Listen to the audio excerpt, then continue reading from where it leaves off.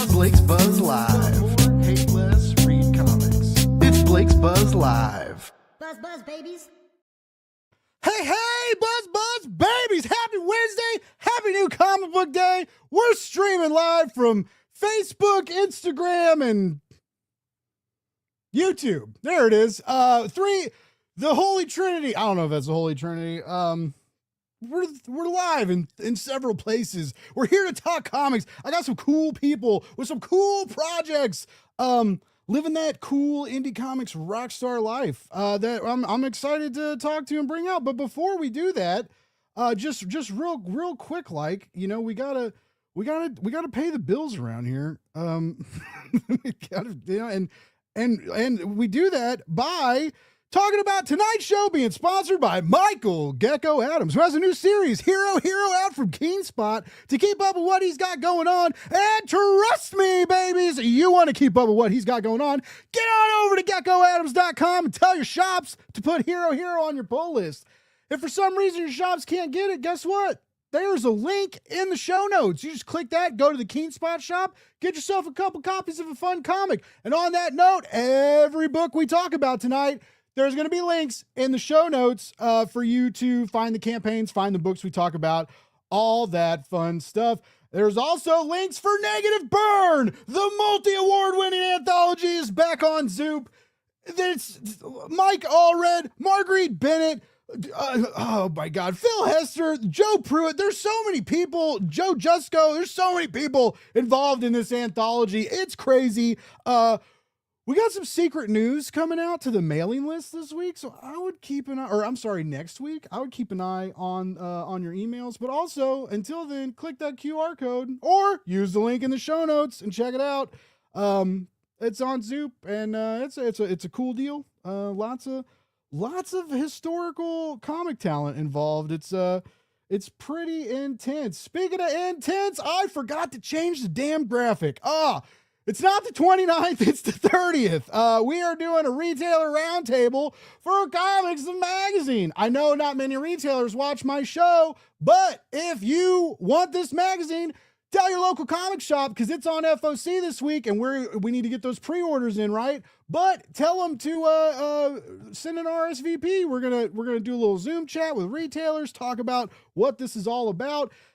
Again, apologies, because it was going to be the 29th, but it is this Friday, the 30th, at 2 o'clock Eastern. That is when we are doing that. And last but not least, Blam and Glam, Richard Morgan is back on Kickstarter, 13 issues deep. You can get issues 12 and 13, but also all previous issues still available. Hardcover, still available. Softcover, still available. Red variants, still available. Not safe for work variants, definitely still available. This is a safe for work comic with not safe for work covers. It's very cool. I love he's got this awesome, he's just this great illustrator, awesome painterly style, great sci-fi dystopia. Click the link, check it out. And if you are interested, you can read the first issue for free. You just click it, download the PDF, check it out. If it's for you, guess what? 13 issues ready for you right there in Kickstarter. All right, let's kick out the jam, shall we? All right, let's do, all right, we got this is this person's first time on my show. He's got a cool book. It's a little punk rock, a little metal, and a lot of undead. Oh, I've heard this dude shred online. I'm stoked to listen to him shred about indie comics. Let's get him out, Mr. Don Cardenas. What up, baby? I don't think I'm able to match that energy right now, Blake. Well, you got to go then. How you doing, sir? Very good, very good. Awesome. Very happy to be here finally. After some few misfires with our scheduling before, but especially happy to be here now because not only is the book doing well on Kickstarter, we just hit our first stretch goal. So yes. That's, we have 5 days left in the campaign. So it's always nice to hit your goal. That's always the main thing. But, getting the book out to as many people as possible is the dream, is the goal. So whenever you can get past that, it's just icing on the cake. Yes. Yeah, definitely. It seems like lately with a lot of friends and just some ones I've worked on as well, it's last minute, like those the final 48 hours used to get you like that hoorah bump, right? And then sometimes lately it's like that final 48 hours is like, are we gonna do it? And it's like, again, it's been getting it's been getting a little stressful on Kickstarter. But yeah, I'm glad you all are doing well. And same, I know there was so we've talked about doing this for a while. So stoked to have you on. Man, I didn't realize you had so many guitars. That is a collection. Yeah, and there's a few more in front of me too. Nice. I like that. So is that where you're at right now? Is this where you draw and everything? Oh yeah, this is the office. In front of me is obviously all my screens, and then I got my iPad and my stuff, and I'm working traditionally. I got my tools here, and I just bust out the portable easel, and I work that way. So very cool. Yeah, this is the pit. Pete, what up? Shout out to awesome Pete Collins. Hey, Pete. Very, very good person. Saying hi. What's up? We got John Westoff in the chat, dropping a hot dog emoji. Love to see it. All right, Don, we're gonna get back to you. I got one more guest to bring out. This man has been on the show several times, but the last time he was on my show, he was but a regular man, and now he's become a Kickstarter mother buzzing legend. Let's get him out, Mr. Pat Shan, baby. Stop. Nice. What's up, bud? How you doing? I'm doing well. How you doing, man? I'm good. I'm so stoked. Pat hopped on the show I produced the other day for a hot second to give a crowdfunding prediction in our New Year episode, and I got to talk to him for like a second, and then the show started, and I was like, oh man, I missed you, dude. I'm so glad to see you doing well, because it's so nice to see good things happening to good people, because you've always, you and like you, Charlie Stickney, Kevin Joseph, Will Allred, like all the, like when I was growing up in comics being press, like you were all the group, and you were always reaching out, helping hands and new creators, and kind of shouldering them and showing them the ropes and stuff. And it's so cool to see, like, the stuff we're going to talk about tonight, what you're doing, like crowdfunding a convention of sorts, and a 10-year anniversary book. That's two big milestone campaigns. And Don, funding a trade paperback, Yeah. 1, 2, 3, 4 issues successfully funded on Kickstarter, and then once again wrapped up in a new production, new covers and stuff. That's no small feat either. Both y'all are doing great indie comic things. And I just wanted to, before we really get into it tonight, I want to take a moment and acknowledge that you're both doing well. In case you had any doubts, or the news lately has been heavy or weird, and you're just like, hey, what? You're both doing good work, and I'm real stoked to talk to you about it tonight. And yeah, I just, like, Pat, what the fuck, man? Like, we're 8 minutes in, I can say the F word. All right, I'm not monetized.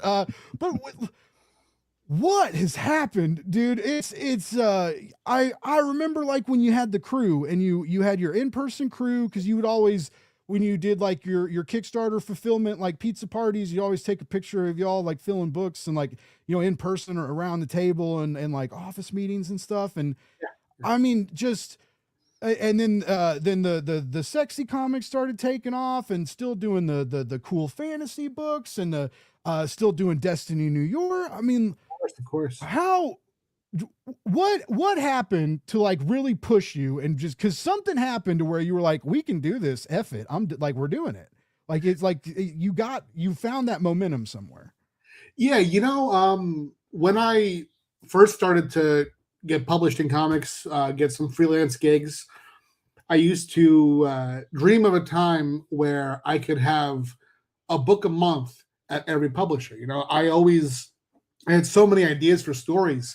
And when I came up as a writer, my first focus was on prose novels. I always wanted to be a novelist. And I was inspired by the Stephen King model, where he has, a book or more a year, to the point where when he first started, he had so many ideas that he had to put out books under his pen name, Richard Bachman, to not compete with himself, So I always had so many ideas for stories, and I saw comics as a way, just by how they come out, how many comics come out per month, to really be able to tell all my stories. And And at that time, though, I was waiting on publishers to say yes to me. And for a time, that yes came from Zenoscope, staff position. There were months where I was doing, minimum usually 3 to 4 comics per month there. But there were times where I was doing 7 or 8 comics per month. So I got really addicted to that ability to be able to share my stories monthly with really no limit on how many stories I could tell. And then when I started to do it myself, I just started slower. I wanted to just make sure that I could handle it. But now that I have really gotten a handle on what Kickstarter is, how I can work it for me, how I can expand and employ my friends, family, and other creators that I've met in this business, now I could take that dream of writing for different publishers, multiple books per month, and just do it all myself.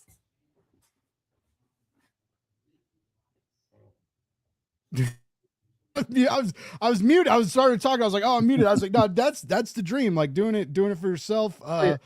And you've totally put the work in. And I like how you mentioned that because when you look at what you're doing right now, like when you say like we started slow, because like it sure doesn't feel like you're moving slow right now, right? But you were careful in the beginning. You tested the waters to see what you could do, and yeah, like those monthly Kickstarter releases, I still hear like whisper. It's funny, because it's when people are like, I'm thinking about doing 3 campaigns this year, and it's like, well, who am I, Pat Shand? And it's like, I mean, listen, I think that anybody can do it. It takes a lot of work for sure. And I mean, I was doing it all myself as far as the fulfillment. I always wanted to work with editors just because, I can't be the final word, the final I on my work, because we get so, especially with graphic novels, that's what we started at doing 2, then 3, then 6 or 7 graphic novels per year. Those are long scripts that you spend a very long time with.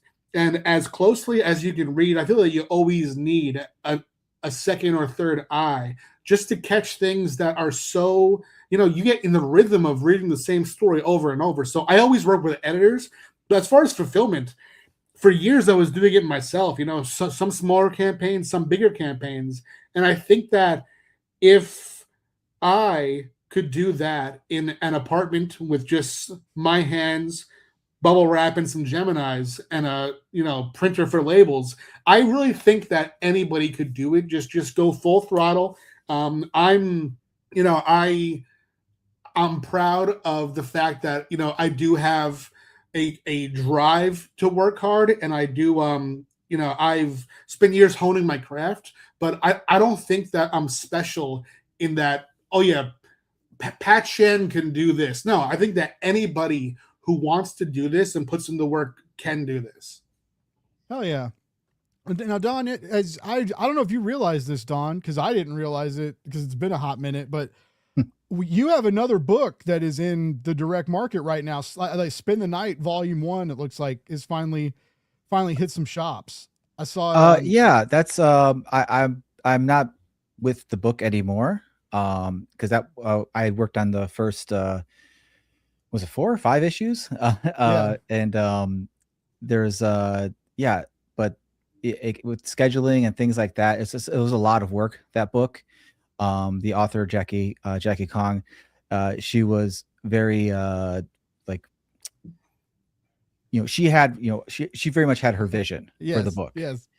And great, it was great, but it ended up being so much work for me in my end, where while I didn't fully mind, I don't mind working hard on a book, making, trying to make the book look the best it could possibly be. I was kind of feeling like I wasn't being able to be the artist on the book, and that's fine. She can have her, you can make your book how you want to make your book. That's a beautiful thing about comics, right? Yeah. So I just, with that, and plus just, scheduling, and I really just wanted to focus on Evie and the Helsings because that's my baby with Steve Bryant, and I had to make a tough choice, and I had to say I had to give up one of them, but Jackie put a ton of work into getting that book out to the direct market for sure. There's a lot of blood, sweat and tears that were put into that work. There's beautiful color work by Roman Gubsky. It's just, it's a fun book. It's definitely a fun book. I'm not knocking the book at it by any means whatsoever. Please go check it out. But yeah, just on my personal end, like it was like the, those things you have to make, because as the artist, I can only do so much, and I couldn't, I'm not in a position in my life where I'm like, I can devote, I can do the all-nighters. I can pull, 15-hour days drawing and stuff like that. That just doesn't work for me. So I'm definitely, like I had to pick my battles. I had to pick my kids, and then that Evie was always going to win, just because that's my creator-owned book with Steve. It is the book that I think, at least at this point in my life, like it was the book I was becoming an artist to draw. So nice. Yeah, it was weird. The reason I brought it was one of the, I worked on it at Metal Ninja, right? My old job. So it was like, it was just funny because I saw it pop up on the internet and I was like, oh shit. And then I knew you were coming on today, and then I am now remembering that you did leave. I knew that and forgot. So I forgot you were doing some of the work on there. No, book with the drama, and I got fired. It's just like, this is what everybody tunes in for, folks. I didn't know that was that book was the reason why. No. That was not the reason. But that was it was just funny. It was good to see it it was good to see it pop up. I was like, I saw another one, a Red 5 book we were working on too. And I was like, it's just you forget when you're working in comics, because everything, like, you never have time for anything. Yeah. Then you forget that, like, outside when you're not working on it, like, I haven't seen those books in months, and they're finally coming out, but then when you're dealing with deadlines and trying to get stuff to the printers, trying to get stuff to the designers, and like, it's you guys know it's a madhouse over here in indie comics land. For sure. But no, I'm glad I've reading them both. Evie's I'm definitely feel, and there's a lot more, there's more you, like, I can feel like you in there more, right? And this, like, you get to do, it's like you said, it's your baby. You get to be more involved in the art and the direction and the decisions. I had a lot of fun reading that, man. It's a fun book, and like I said, it's cool to see. Am I wrong in saying this? Is it becoming more rare? It seems like the single issue chapters, like more and more, we're getting like 48, 60 page things, or an OGN. I don't think you're wrong in saying that, and I definitely understand why, because running single issue Kickstarters for a series, essentially, it's pretty risky unless you've established, have a really well established machine. And Steve kind of had a bit of that, because he had run single issue Kickstarters for his previous books, The Catch, and he had many successful Kickstarters previously with his Athena Voltaire books and many other ones. And so I kind of just hopped on to Steve's Kickstarter machine, and we was learning the ropes from him and all that. And when it came for the trade collection after the 4 issues, we decided, like, well, I'm gonna put this one under my name, and then we're gonna move it forward this way, because I know Steve's getting the rights back to Athena Voltaire this year, very soon actually. And as much as Evie in the Helsings is my baby and his baby, I know Athena is like that's his big main love book, and there's no one happier than I that he's getting it back in his hands. And I know he wants to focus getting those out as well as soon as he possibly can, because I know he's chomping at the bit to get more stories with that character out. But it's we decided to do the single issues because we just felt like it felt right. We're also, you don't want to invest all the time. For us, Evie was very much like, we're going to do this. If I couldn't just do one issue, I would have to do the whole thing. Like I wouldn't be happy just doing one issue. So it's like, we either do that, risk this new thing with a whole graphic novel, or we test the waters with the first issue. And the first issue Kickstarter was just insane. We got funded in less than 24 hours. We more than doubled our goal. It was amazing. And then, as you expect, the consecutive Kickstarters were didn't quite reach those highs, but they were all successful, all hit our goal, all hit stretch goals. So we were feeling very confident going into doing a trade. And we had discussions before about like, well, should we do the second volume just as a trade? Have the first 4 issues and then continue on with full trades. And we were leaning towards that for a good long while, but essentially we're just like, no, we still like the single issue format. So we're going to keep trying that. And as long as people keep coming out and supporting it, that's what we're going to do. I fully understand anyone who's doing larger one-shot style issues because, yeah, that just makes a lot of sense. Like I have ideas for several things like that I would eventually like to do. And I think that's, it's all fine. I don't think Kickstarter's in a place where you kind of have to do one thing. Especially since the pandemic, like it's very much a roller coaster out there, because 6 months ago, there were books I could have sworn would have been just blockbuster Kickstarters were not hitting with people, and we're not getting, as highly funded as I thought they would. I would normally think they would be. And it's nothing to do with the quality. It's just, you can't, especially these days with the world being what it is, you can't tell what's going to latch on, what's going to hit with people. So, as long as you stay consistent and keep, putting out what, your best work and all that, and people keep coming back to it, that's all you can try to do.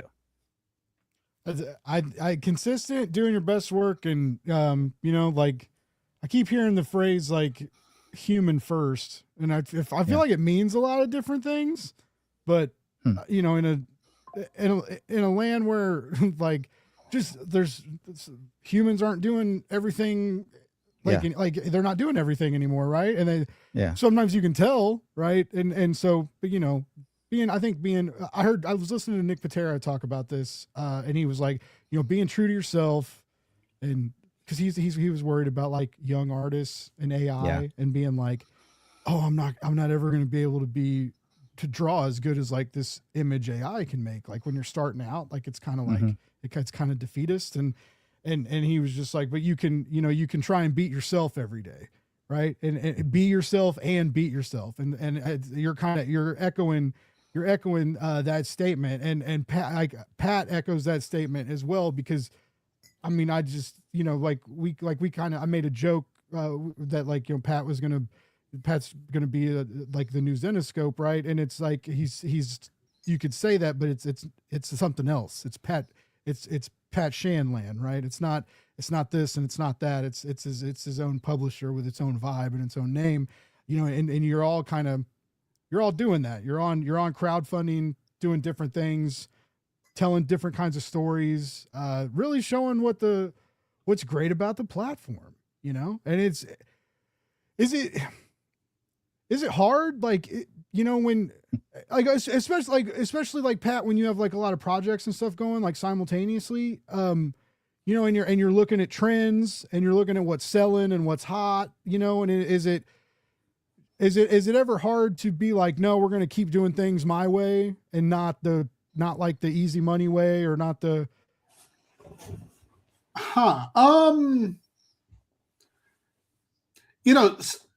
as far as observing what's going well, and let me just say too, these Evie campaigns always look great, well put together.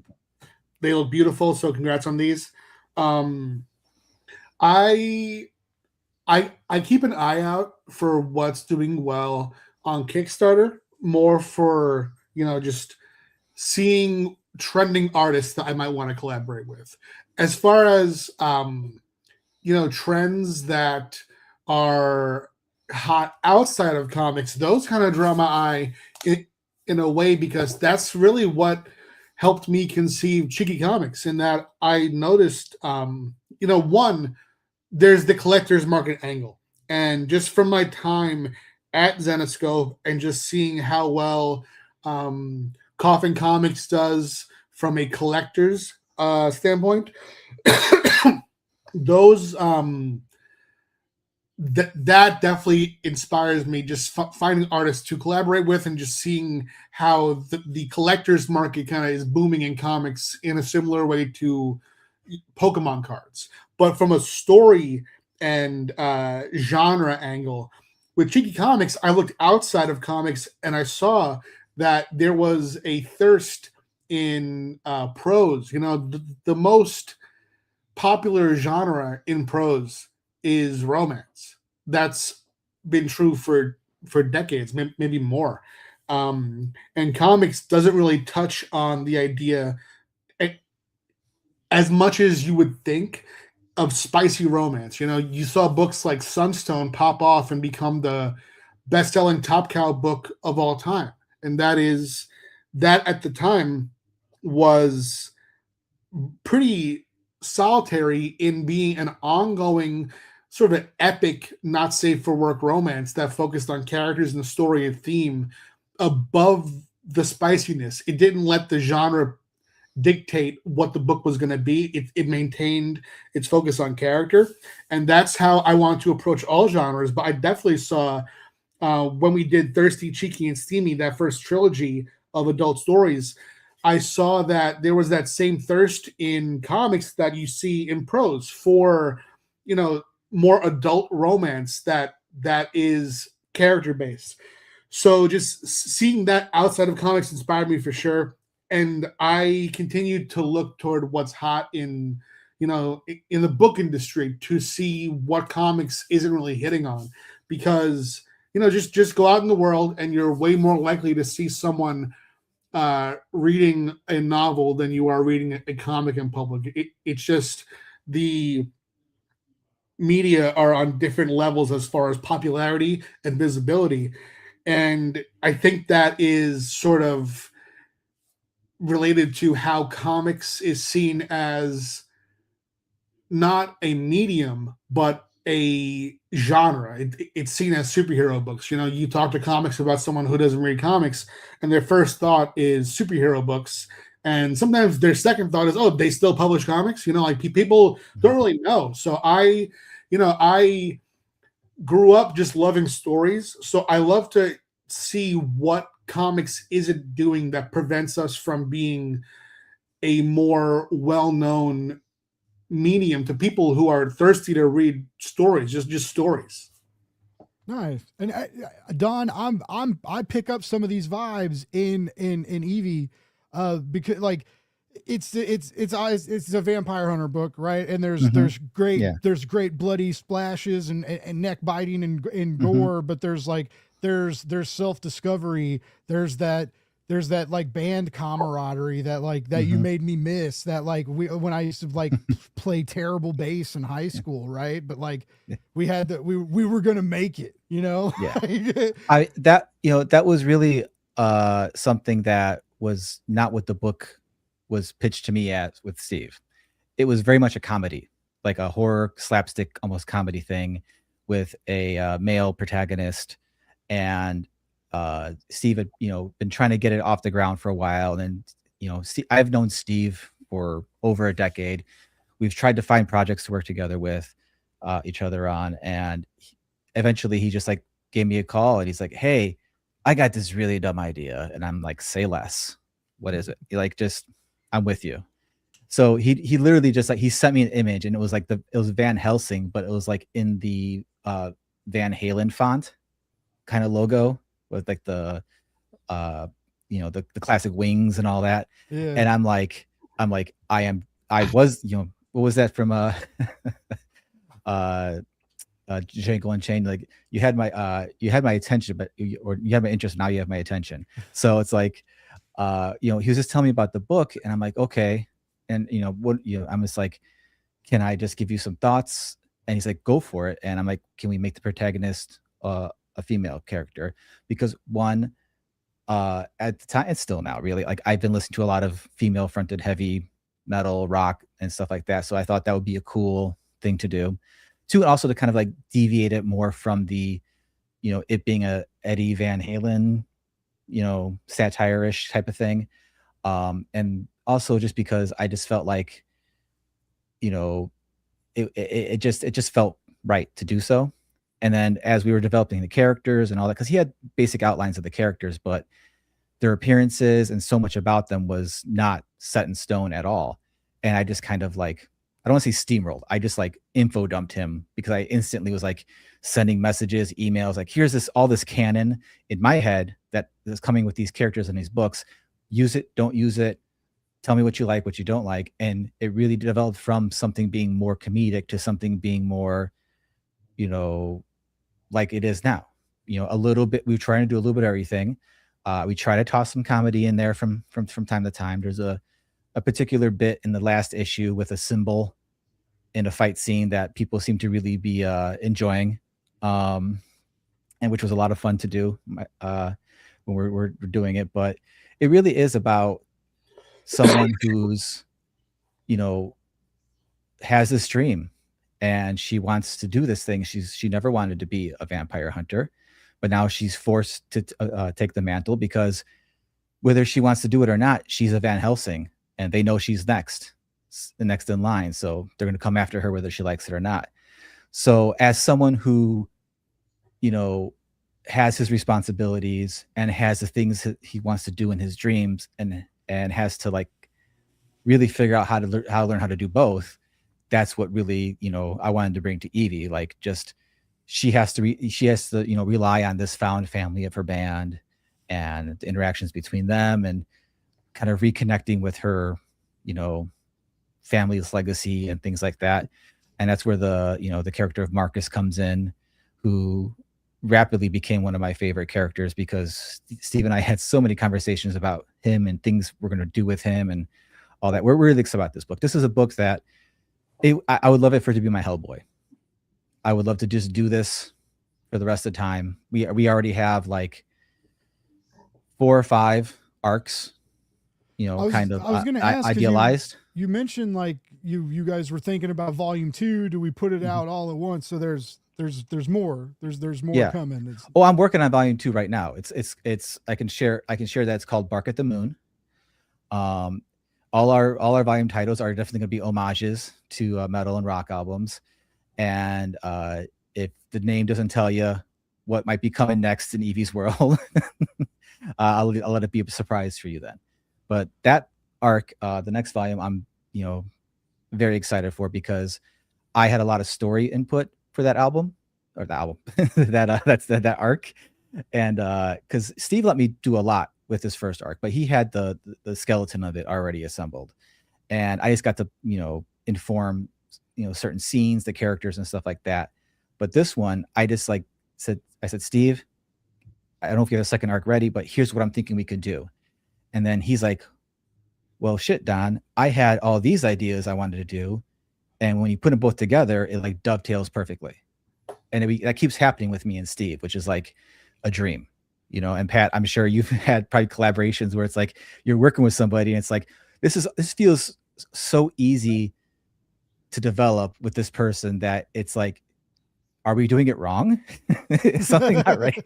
Because this feels too easy that everything's just coming together so quickly. And so like, there's been a couple, there's maybe been a couple hills that one of us has had to die on about something, but I honestly couldn't recall.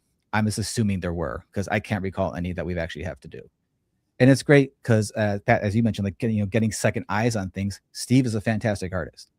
So I know I can rely on Steve to tell me like, hey, you know what? You want to try this or something like this if I'm having trouble with something. Right. But he, as I like to say, gives me more than enough rope to hang myself with on everything.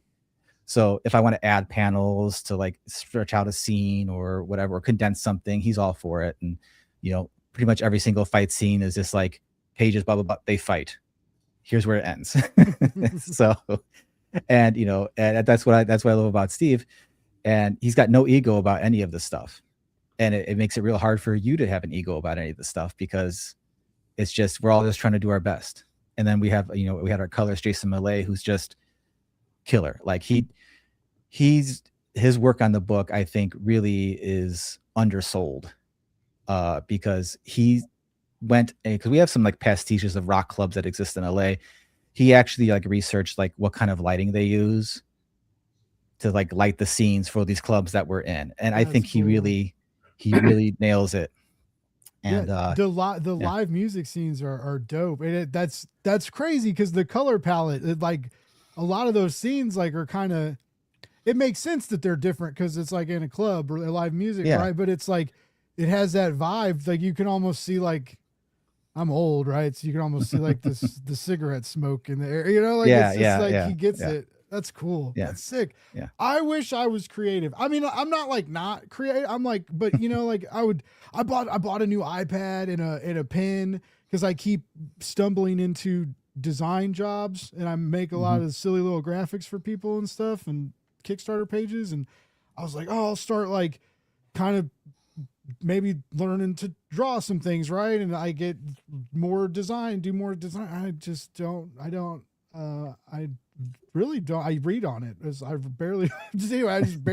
I haven't really used this pen at all. I'm still not used to like designing on it. So I don't edit video on it. I edit video anyway. Long story short, yeah. I was like, I'm gonna start drawing and be creative. And You are doing creative work though. yeah, It all starts somewhere. Yeah, it's I'm very lucky and get to like day job comics. Like I don't like Pat knows, right? There's a million comic book jobs that like when you tell people I work in comics, it can mean so many things, right? And I do more production marketing shit, but it's all very comic book, you know, focused. And you know, we come up with like plans and stuff for free comic book day, and so, you know, and it's cool, you know, it's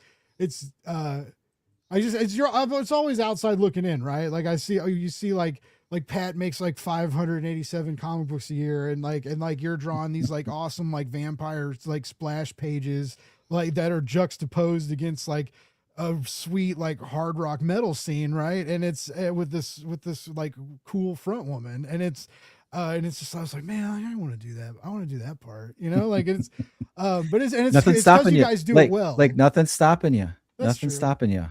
That's Well, I guess well, time, maybe time, but and like ability. Well, no, because you can learn. I never let ability stop me.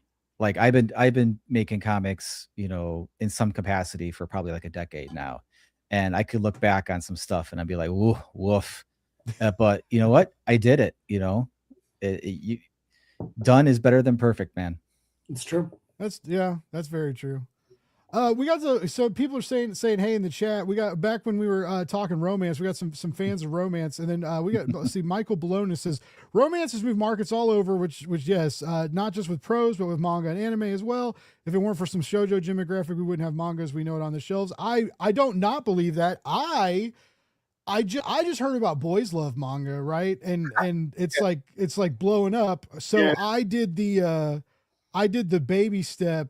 Well, I picked up the summer Hikaru died, which is like not officially boys love manga, but kinda.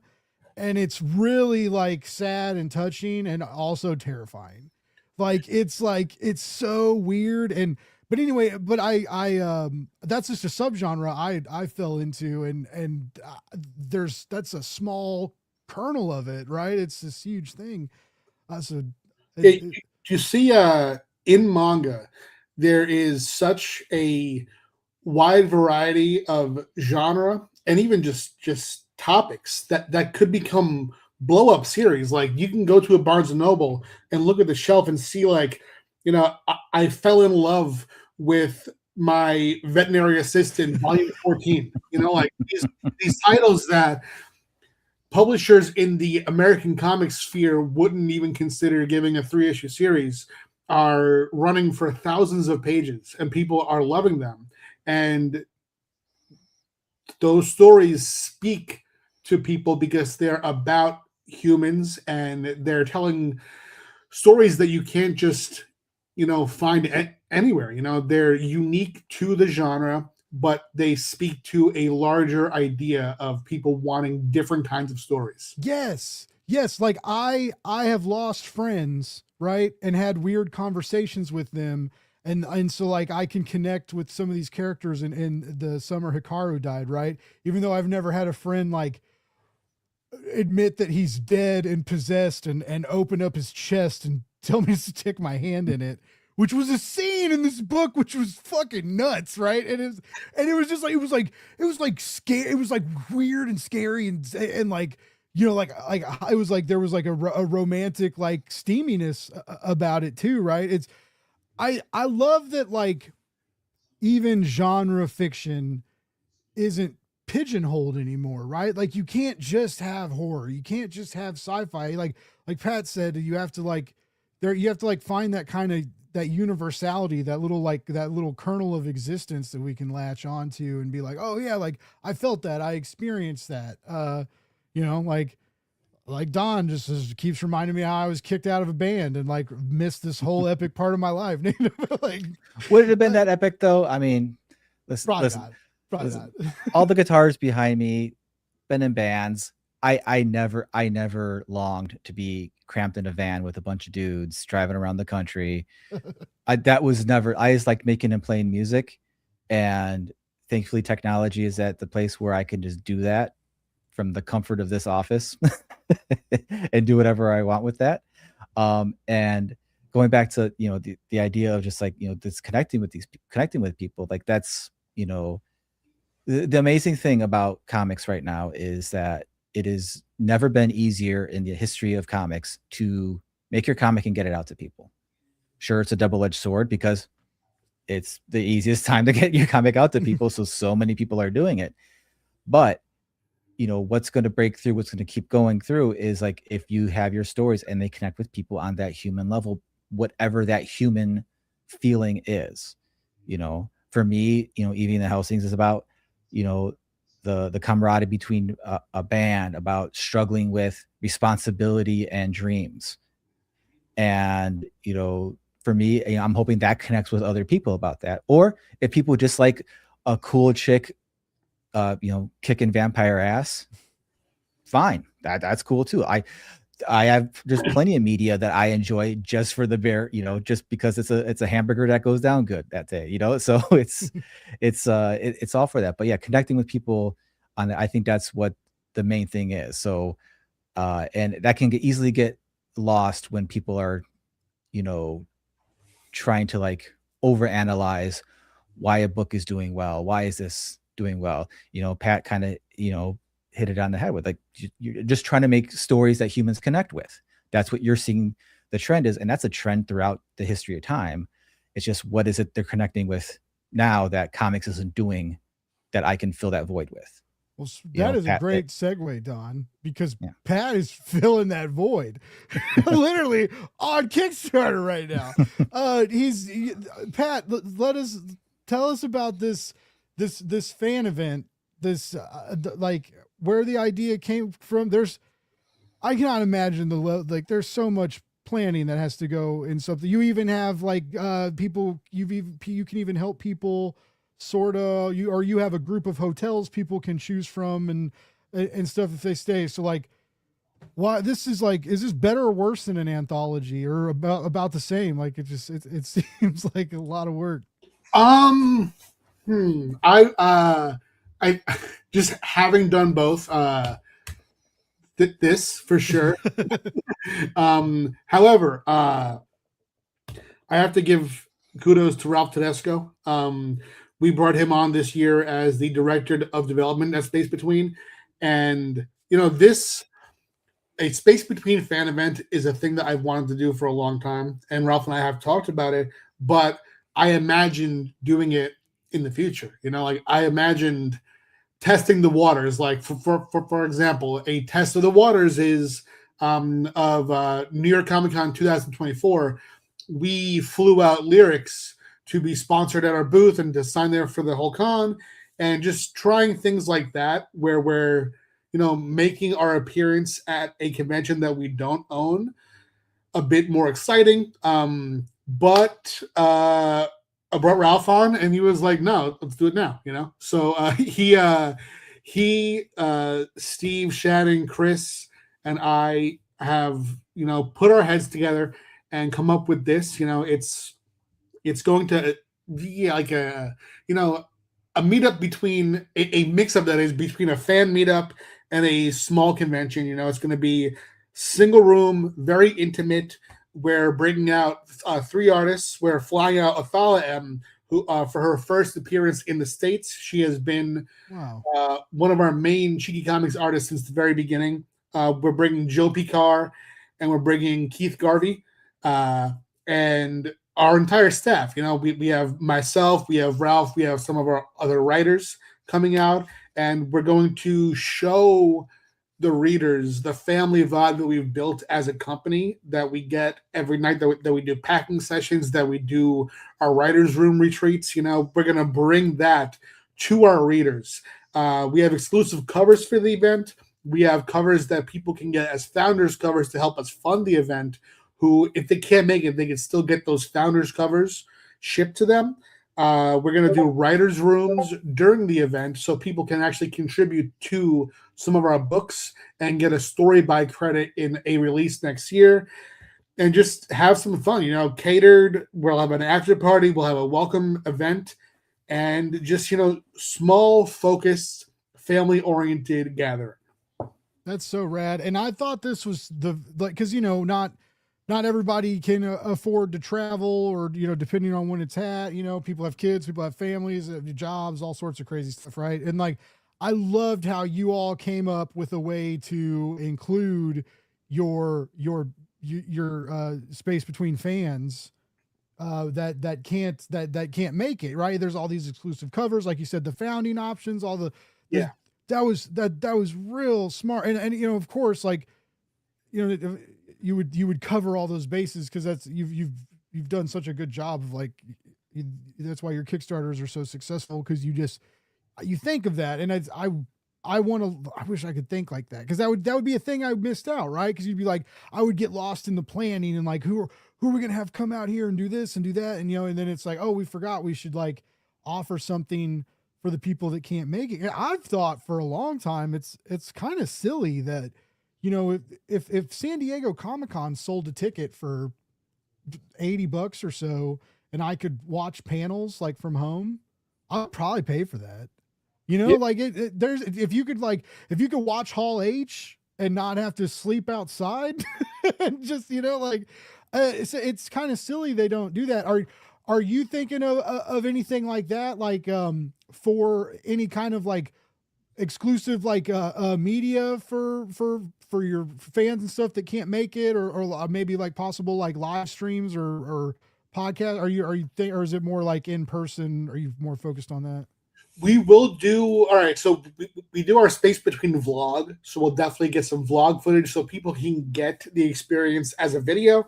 And we will likely do a whatnot from the event, maybe something that's set either the morning before the event or maybe the evening after, just something to get on whatnot to give people more of a, you know, or maybe even during the event. I'm not sure.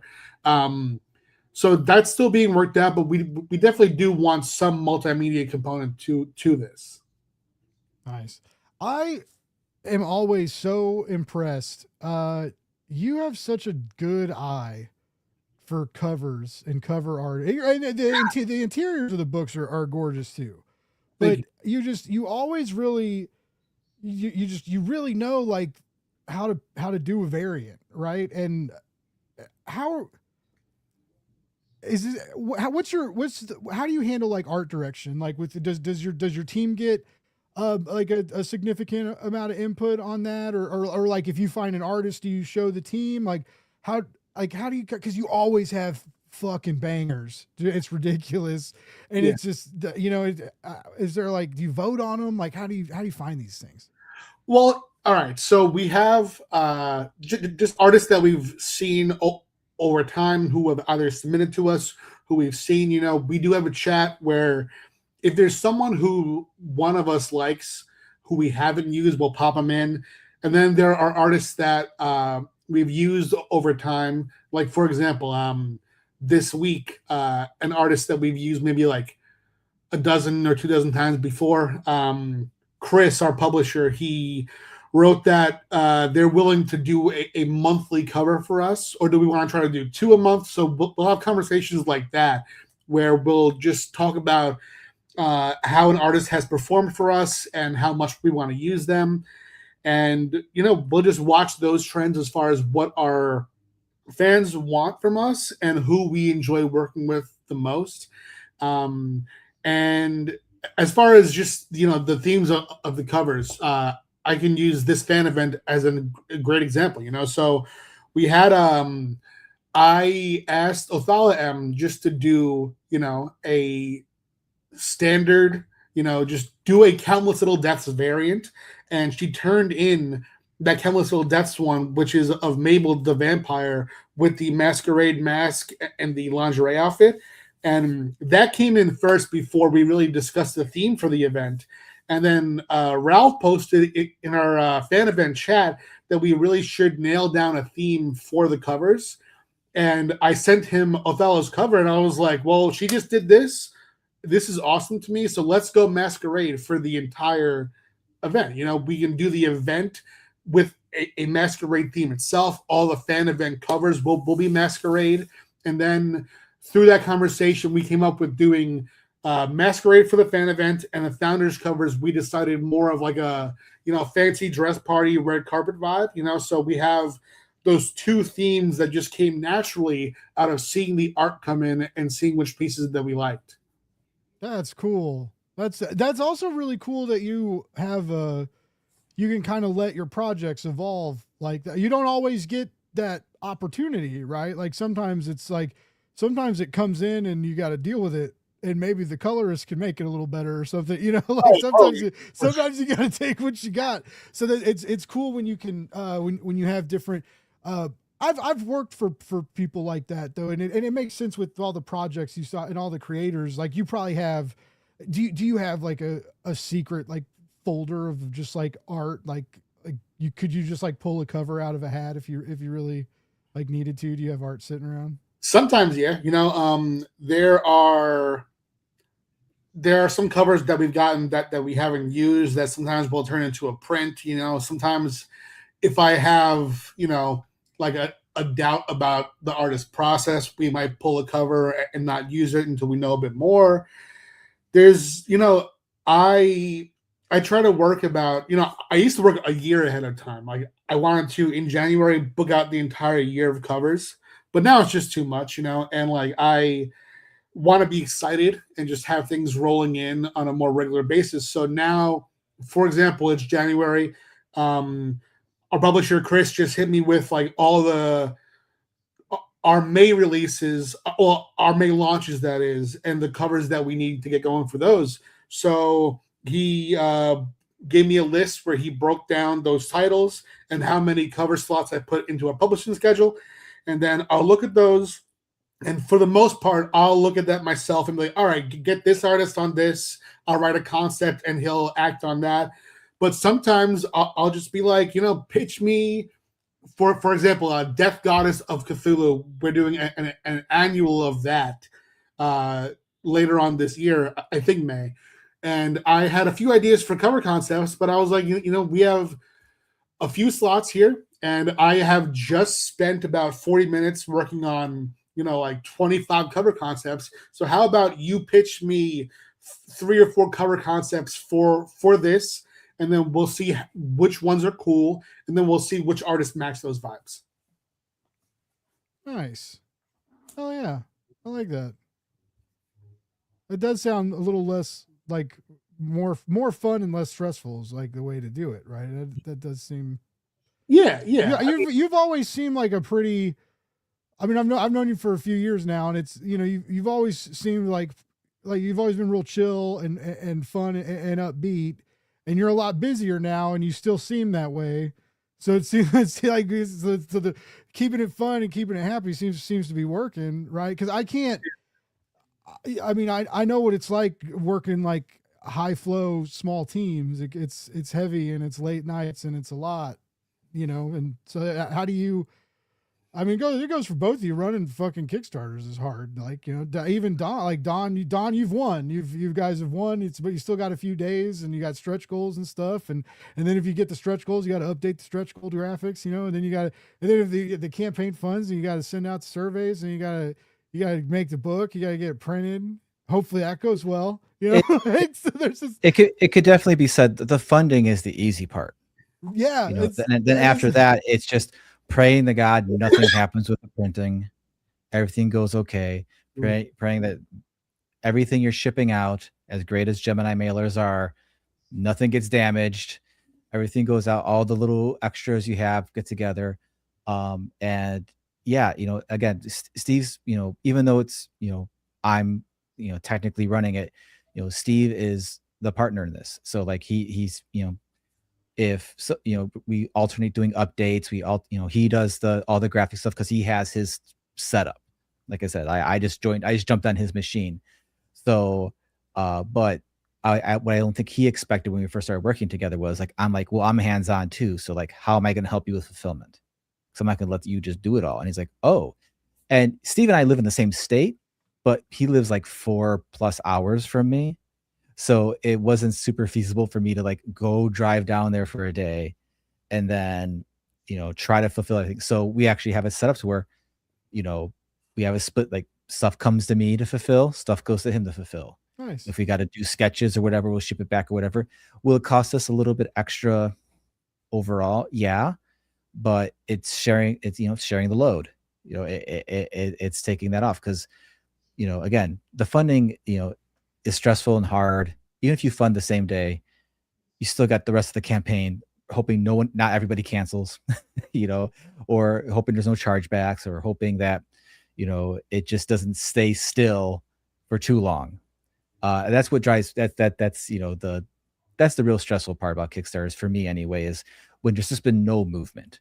It's one thing, I was like, oh, 3 people pledged, oh, 1 person canceled, oh, you know, like that 2 steps forward, 1 step back thing, I can deal with that. It's just when there's like silence and you're trying to pump out posts and stuff like that and to get it out there, and it's like, what am I not doing right? What am I doing? And then you'll have a day where you get like, you know, 12, 15 backers, and you shoot past your goal and you're like, oh, okay, like I don't know what I did. I don't know what happened, but there it is, you know. So yeah, it's never easy running Kickstarter, even if it's a small one or a huge one. It's just a ton of work, and I think a lot of I'm appreciative that a lot of backers know that now. Like I still remember the early days of Kickstarter where people were like, "What? You're paying yourself? How dare you?" Like it's like, and now I feel like it is the vast majority of like, well, how much are you guys getting paid? Because you guys better be getting paid. And it's like, you know, we have that shift, and it's just an understanding that there's so much work. Because, you know, I wish we could have things, you know, we can't compete with the same prices of the big boys, but, you know, we can do them better by just making the books that, you know, we put everything into, and, you know, not a shot at every publisher, but have it printed on actual nice paper. Oh, yeah. Nice stock and all that. You know, that was a big thing with Steve. He wanted our single issues to have a nice hardy cover, good paper stock, and that's the same with the trade books. So, but yeah, I went off weirdly off tangent here, but No, yeah, it's a lot. It is, you know, it's hard work every step of the way, but it's worth it. And do I wish we didn't have to do it? Of course. Who doesn't want, who like, who if in any you're at creative DC, field? you still have to do it. You know, I mean, Yeah, you even know. Even like prose authors, like, you know, their publishers are like, okay, what's your plan for marketing to you? And you're like, what are you talking about? Like, what are you doing? There's always this extra layer of work, and not to start an artist versus writers debate things, because I fully acknowledge how much extra work writers have to put in above the writing. Yeah, sure, maybe the writing in of itself isn't as time consuming as the art, but then I don't know a single writer who doesn't also know how to letter, or knows how to flat, or does pre-press on books, or assumes all the marketing and all that, or is paying the artist out of pocket. Like there's sacrifices on both ends. And so yeah, these are, so when it develops into that artist versus writer debate with that kind of stuff, it's just ridiculous to me, because it's like no one wins when you're arguing with each other. But it's all hard, man. It's just relative. I love Sure, that. No one wins. That's just, no one wins. That's just, why do you guys love comics? No one wins. That's just no one wins, but But you know what? To this day, it's still awesome to hold a comic in your hand that you made. Oh yeah, Absolutely. That's the best So. feeling. Dude, my name is in the like I get listed on like the little tiny production credits for the Future Is that gets released in comic book shops. It's like we just dropped a trade paperback, and it's like in the trade paperback, it's like it says like, you know, Prana, this is you know, Prana Direct Market Solutions, and it lists the team, and I'm on there, and like, dude, that was fucking cool, right? Like, I get to because of that, I get to see like the covers when the covers come in, like before anyone's seen them. You know, I get to see roughs of the covers sometimes before they're finished. So it's very rewarding. I do have a question. I kind of know the answer, but I'm going to ask it anyway, just to get your guys' thoughts. Pat basically is a publisher, or you're doing everything, but is there, I know you've talked about the book market, and I've heard recently that the graphic novels are surging in the book market because you mentioned there's this thirst for, there's a reader thirst, and a lot of that like the steamy content, and it has to be good, right? They want good writing and good storytelling with their smut. And so there's plenty of bad smut out there, but they're having a hard time finding good stuff. I've heard that they have started to find not safe for work comics, and they're picking up. They don't like the single issues though. They like the trade paperbacks. And this is kind of slowly happening with like other, not just adult content, like with the sci-fi, and, you know, there's plenty of horror comics, right? Anyway, you know, is there thoughts of, do you guys have still thoughts of the direct market? Like Don, you have a trade paperback right now, right? That's like a pitch machine. Like they publishers, when you can take that and show off a whole trade, like they love that shit. But you know, it just may not be your interest either. 1,000%. You know, having the book, that feels like you've achieved that next level. At least even just with going to shows and having a full book, that's so much easier to get in someone's hands over 4 issues of a comic, right? And me, I'm a person who loves single issues, but if I had the choice from buying something from someone's table, I'm going to probably buy the collected edition. Oh yeah. And, you know, Steve and I put a lot of work, mostly Steve, to be honest, put a lot of work into making the collection really worthwhile, because I love back matter. I love all the behind the scenes stuff. And Steve put so much of that in there. It's 176 pages. It is the second biggest book he's ever assembled. And it's something that, you know, we're like really looking forward to getting out to people. In terms of publishers, well, it's kind of hard to say that because, you know, I don't want to speak for Steve, but, you know, Steve has not had the best run of luck with working with smaller publishers and their practices. So I am fully with, you know, he's definitely like takes every opportunity or possible way to go with that with a pound of salt. And I fully agree with him. I'd rather err on the side of caution these days, because so many of these smaller publishers, who I'm sure start out with the best intentions, things just kind of go awry and things don't end up well. And then you get stuff like Action Lab, where there's a lot of discord amongst people about treatment and books and yada, yada, yada, all that kind of stuff. And, you know, other publishers around that as well. So, you know, we love to be able to get this into direct market and out to people 1,000%. It's just really like, what does that look like? Who do we partner with? And, you know, and that's something that's kind of changing all the time, because like with the book Spend the Night, Jackie's doing it, you know, pretty much doing it all herself. She's working closely, I know, with the Metal Ninja Studios folks, and all that. But in terms like, you know, she was contacting Lunar Distribution to get distributed and all that. Yeah, you know, I noticed there was no publisher tag on the cover. I thought that was it's just under Kong Comics. So, you know, so there is possibilities to like get out there with all that. I'm just, you know, you just got to find those avenues to do it. So no, I'm not against publishers and stuff. You know, Steve and I've, you know, just today we got an interesting offer from someone about translations in other countries. Nice. And, you know, that's something we'll explore when the time, in a little while. But so it's really just, I want the book. I want this book out to everybody. If I could get it into the stands on Target, in Walmart, in whatever Barnes and Nobles that are left, whatever mom and pop bookstores that are left. If I could do that, or just comic shops, yeah, that's 1000% the goal. It's just I don't want to jump at something where it ends up being that we are locked with doing anything in the book for some period of time because of some fine print somewhere, or someone doesn't follow through with something. And yeah, and I'm very new to all of it, and I'm not trying to trash talk any people who do that kind of thing with getting books out there. I'm just saying, like, I'm approaching everything very, very, very cautiously. Kickstarter has been doing okay for us. We're in a position to where we don't need this to be gigantic in order to keep doing it. And so we also don't want to do that. We get into a situation to where we now have to meet a certain level in order to make it possible for us to keep doing the book. Yeah.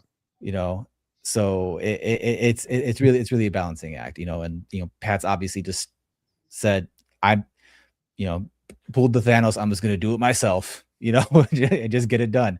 And, I applaud anyone who does that, like, cause that is in its own right is just immense amount of work to just build something up like that, to have multiple people involved on a consistent basis, consistently put out books and all that. So it's asterisks everywhere, I guess, for my question.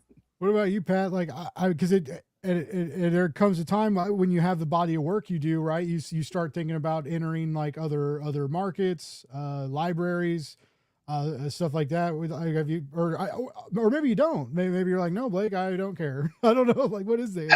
I mean, any retailer can always contact us, and we'll ship them, a wholesale option for all our stuff. It's trades, single issues, variant covers. We're happy to deal with them directly. As far as working with other publishers, it isn't something that I see us needing. I in the past, Black Mask licensed Destiny New York from us, and that was a cool deal because we got a fee per issue. But I think just in the future, I'm a lot more interested in just to stay doing it myself. I don't see really what any other publisher or distribution platform could do for us that we aren't doing right now. If it's just about interest, if I want to have a catalog of all our books that we can eventually just send to comic shops and they could order directly, like right now it has been more on a hit us up. Here is a list of what you can get. Just tell us what you want and we can cut you an amazing deal and just, send you our quote. But eventually we'll formalize it more where we'll have a go-to visual catalog that they can look through. Like like your own previews kind of thing? Yeah. Nice. But fully digital, I don't want to print that at all. I don't want to have it where we're looked at as trying to distribute for anyone else. I just want it more as, like a catalog that you would get from a publisher that doesn't exist in comics. Like a HarperCollins might have their own catalog of their books coming out in 2026, like that kind of shit. Just here are our offerings. Here's what you can get. Just contact us here with your form, and we got you. Just do it all 100% direct. Yeah, I fucking love you, dude. Like you're like, no, I could talk to another publisher or just be my own distributor, and that's like, but why not? Like, yeah, you're doing everything. I mean, you're distributing books monthly on crowdfunding, which I'm sure. How many people told you that wasn't possible? Like when you told them this idea, like I'm sure a lot of people are like, you can't do that. No one can, a lot for sure. I mean, Kickstarter probably tried to tell you couldn't do that for a second. They're probably like, wait. So I definitely just in talking to people, when I made the decision to switch to doing, at the time, one campaign per month, a lot of people who were my contemporaries on Kickstarter thought that was a crazy idea, and that it just seemed like too much that I would be competing with myself. And my thought was, like there's dozens upon dozens of campaigns live getting funded. Am I competing with them? I don't think so. I think that we're all in this pool, So if I have projects coming out more frequently in that pool, I think that we're still going to stand out. I don't see it as just an endless supply that we're chipping away from ourselves or from anybody else. I think it's more that the more good projects are out, the more eyes are going to be on those projects, the more eyes are going to be everywhere else. So for me, doing more campaigns has been additive. Now, what does chip away a bit is just like the frequency of certain series. Like, for example, people know that Private Dance, for example, it's an ongoing series. It's a series that people have, spotted as a favorite among the cheeky titles. So I've seen, people will back a few issues, hold off, and then they know that they can catch up because it's going to be back on Kickstarter in 3 months. So that kind of thing is something that I've seen as a symptom of us doing a bunch of campaigns. But no, for sure, people thought it was crazy. How's your like add-ons? Like, because when you do like new campaign, I'm sure you got like a crazy backstock and inventory, right? So are you selling like on every campaign? Can you go back and like through an add-on menu and get missed space between stuff? And does that is that worth, like, do you find people doing that? Like, or maybe like you said, maybe people will wait or they'll wait, like, but also like, are you selling a lot of comics that aren't the like campaign itself? Oh yeah. Yeah. Oh, for sure. Yeah. So I always used to have everything available. But now we can't because, all right, so Kickstarter, right? Kickstarter, their public position is that there is no limit to how many add-ons you can have. Not true. Not true at all. It stops at 99. You cannot go to 100. I have hit that cap and it just errors out. You just can't do it anymore. And then if you delete your 99th, guess what? You can do another one, right? So as long as you have under 100, then you could do it. I don't think Kickstarter even knows that for some reason.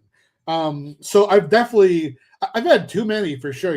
There is such a thing as overwhelming the audience with options.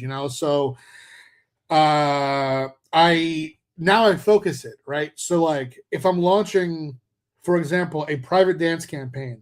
Private Dance is a drama with comedic elements. First and foremost, the add-ons will be Private Dance focused. I'll have back issues. I'll have the merch. I'll do all that.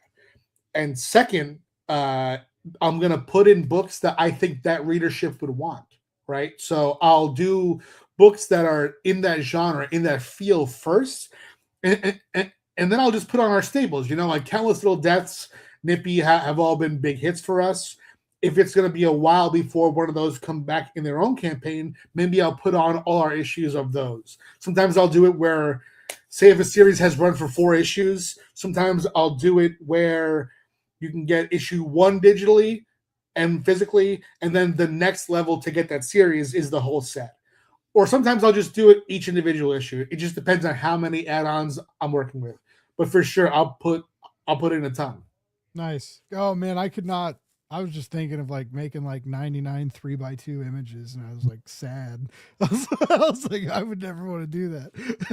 It sucks when you got to make like 20. I'm sure that limit exists just because Kickstarter is like, surely no one's gonna have 100 add-ons. That would be insane.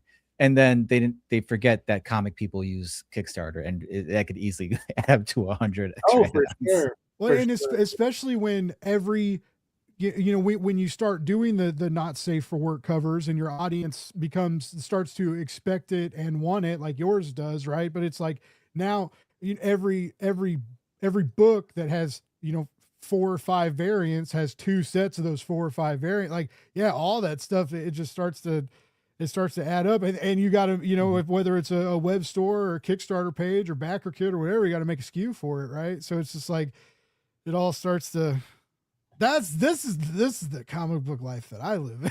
Is the program. So I didn't even think about, someone asked me the other day, they were like, would you want to just like program Kickstarter pages and not do the graphics or anything? And I was like, yeah, kind of.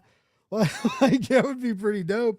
I kind of like making the graphics, but I'm still nervous about it. Like, I'm always like, they're going to fucking hate it. You know, like I'm like, I sort of don't hate it. And then I send it in, you know, I'm not confident in it much, but I know I do good work, but it stresses It sounds me like out. you're a real artist, Blake. I guess, yeah, that's right. how it goes. I got the like, oh, they're gonna imposter hate syndrome this, down. and then it goes up. They're like, oh, we love it. It goes up, and then as soon as you see it go up, you're like, oh man, I could have done this with it. I could have done this. Oh man, why didn't I do that? And it's just, yeah. This font's crooked like that. How does no one see this? Yeah. Oh yeah. Oh, how did I miss that kerning? Oh no. So, yeah. All right. Well, I guys, I've kept you for a little over an hour, and I know it's late, but real quick, just because there's for the handful of people that tuned in late or in the middle and just heard us rambling. I want to each of you real quick, and I want to just like remind us of what's live on Kickstarter, why we need it, and where we can follow you. So Don, real quick, hit us with that con table Evie pitch. Well, Evie in the Helsings Volume 1 is on Kickstarter right now until February 3rd. Evie in the Helsings is a story of Evie Van Helsing, the last surviving member of the Van Helsing clan. When her mother passes, she ends up inheriting the mantle of Vampire Hunter #1, but it's something she's never wanted. She just wants to be a rock star. And she soon finds out that the world of vampires could care less. So she's gonna have to figure out how to both follow her dreams and survive her family's legacy. It's definitely a book that's leaned towards, having some fun with vampires and gore and band stuff and, incorporating all that fun stuff. But as I was saying earlier in the show, it's very much a book about trying to balance responsibilities and dreams and connections with people as you're trying to do that all along the way with just a bunch of crazy monsters. So it's on Kickstarter right now. You could find it at evieinthehelsings.com. Just go there. It'll take you right to the Kickstarter page. And I am on most of the socials. I'm at Blue Sky at Don Cardenas Art. Just search me there. I'm on Instagram at Don Cardenas Art. And I also host a podcast, Comics Coffee Metal. And you can just go to comicscoffeemetal.com. It'll take you right there where I get to interview a bunch of creatives about 3 of the greatest things in the world. Hell yeah. I missed it. Cause for a while I didn't do the show for a few months, cause I was like stressed and stuff. And like, I really missed it. And it's like, even when it's, cause like all day today, like I was busy and I was like, man, I wish I didn't have to do the show tonight. And then I was like, no, you do want to do the show tonight, and then as soon as you sit down and like I turn the lights on and. Oh yeah. Full disclosure. Like there's been plenty of times where I'm like, man, it's not about the person or whatever I'm doing. It's just like, I'm tired. For some reason, I schedule my recordings on the days I have to wake up at 4 a.m. and like, so I'm like at night, I'm like, I don't want to do this. But then the next thing I know, I start talking to the person. It's like, past hour and a half. I'm like, I got to get you to bed, person who's kind enough to talk to me. Right. And all that. So it's very much a fun, thing. But like all things, I mean, your job could be petting puppies all day, and there's gonna be a morning you wake up, you're like, oh, these fucking puppies. I don't want to deal with this shit today. It's just the way it is, But I started the podcast as a selfish endeavor to talk to my friends more, and it's gotten to a point where I can just, I've met so many amazing people just through the podcast. People asked to be on the podcast, which is still nuts to me, and it's just. One of those things where it's like I enjoy doing it, and as long as I can help other creators spread the word on their stuff and talk about cool stuff, positive, fun things we're enjoying, I'm gonna keep doing it. So, which I'm sure is very much this for you, like. Yeah, it's. I mean, yeah, and I owe this show a lot. Like, I know it's my show and I do it, but like, I got a lot of opportunities. I got work, and I got to talk to a lot of huge creators. I got to meet some huge creators. I'm going to Comics Pro this year. I'm going in a few weeks. We're going to C2E2 this, and it's like, Oh, you are? Okay. yeah. And it's just, this Blake's Buzz started.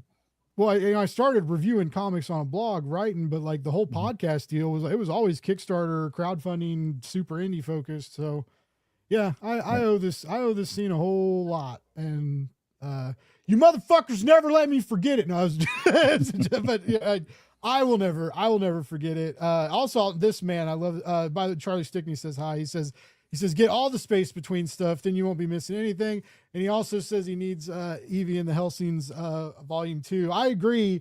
So what you should all do is you should go follow Don. He's fun to follow on social media. He likes to rock out on the guitar, posts cool art. He's just good people in general. Get over to Kickstarter, support this book so that we get more of it. That's how indie comics works. And when you support indie comics, you're a hero. All right. That's the rules. And if I'm not going to debate him. That's just what we're going to say. All right. So Pat, I know I apologize. I know we talked about your event campaign, but we didn't talk much about the 10th anniversary campaign, which is another campaign full of jaw-dropping, ridiculously gorgeous covers and all, like some sneak peeks of what's to come. But I guess real quick, tell everybody what I should have covered earlier and where we should follow you at. Well, first things first, shout out to Charlie Stickney. Charlie's a great guy. I was talking to him today, and he was telling a story about what drew him to this business that he was talking to, and just from how he was describing the guy, I had to be like, I was like, you're a fucking genuinely nice guy. That's amazing. That Charlie is a sweet soul. Love him. Love his work. White Ash is live on Kickstarter right now. Definitely go back that. Isn't it like the biggest issue or something so far? I thought it said like it's his biggest one yet. Yeah, I believe it is. It's issued 9 and 10 as one comic, and then he also has a short, I believe, that he expanded into its own issue, which is kind of functioning as issue 10.5. I think I got that right. And it all looks amazing.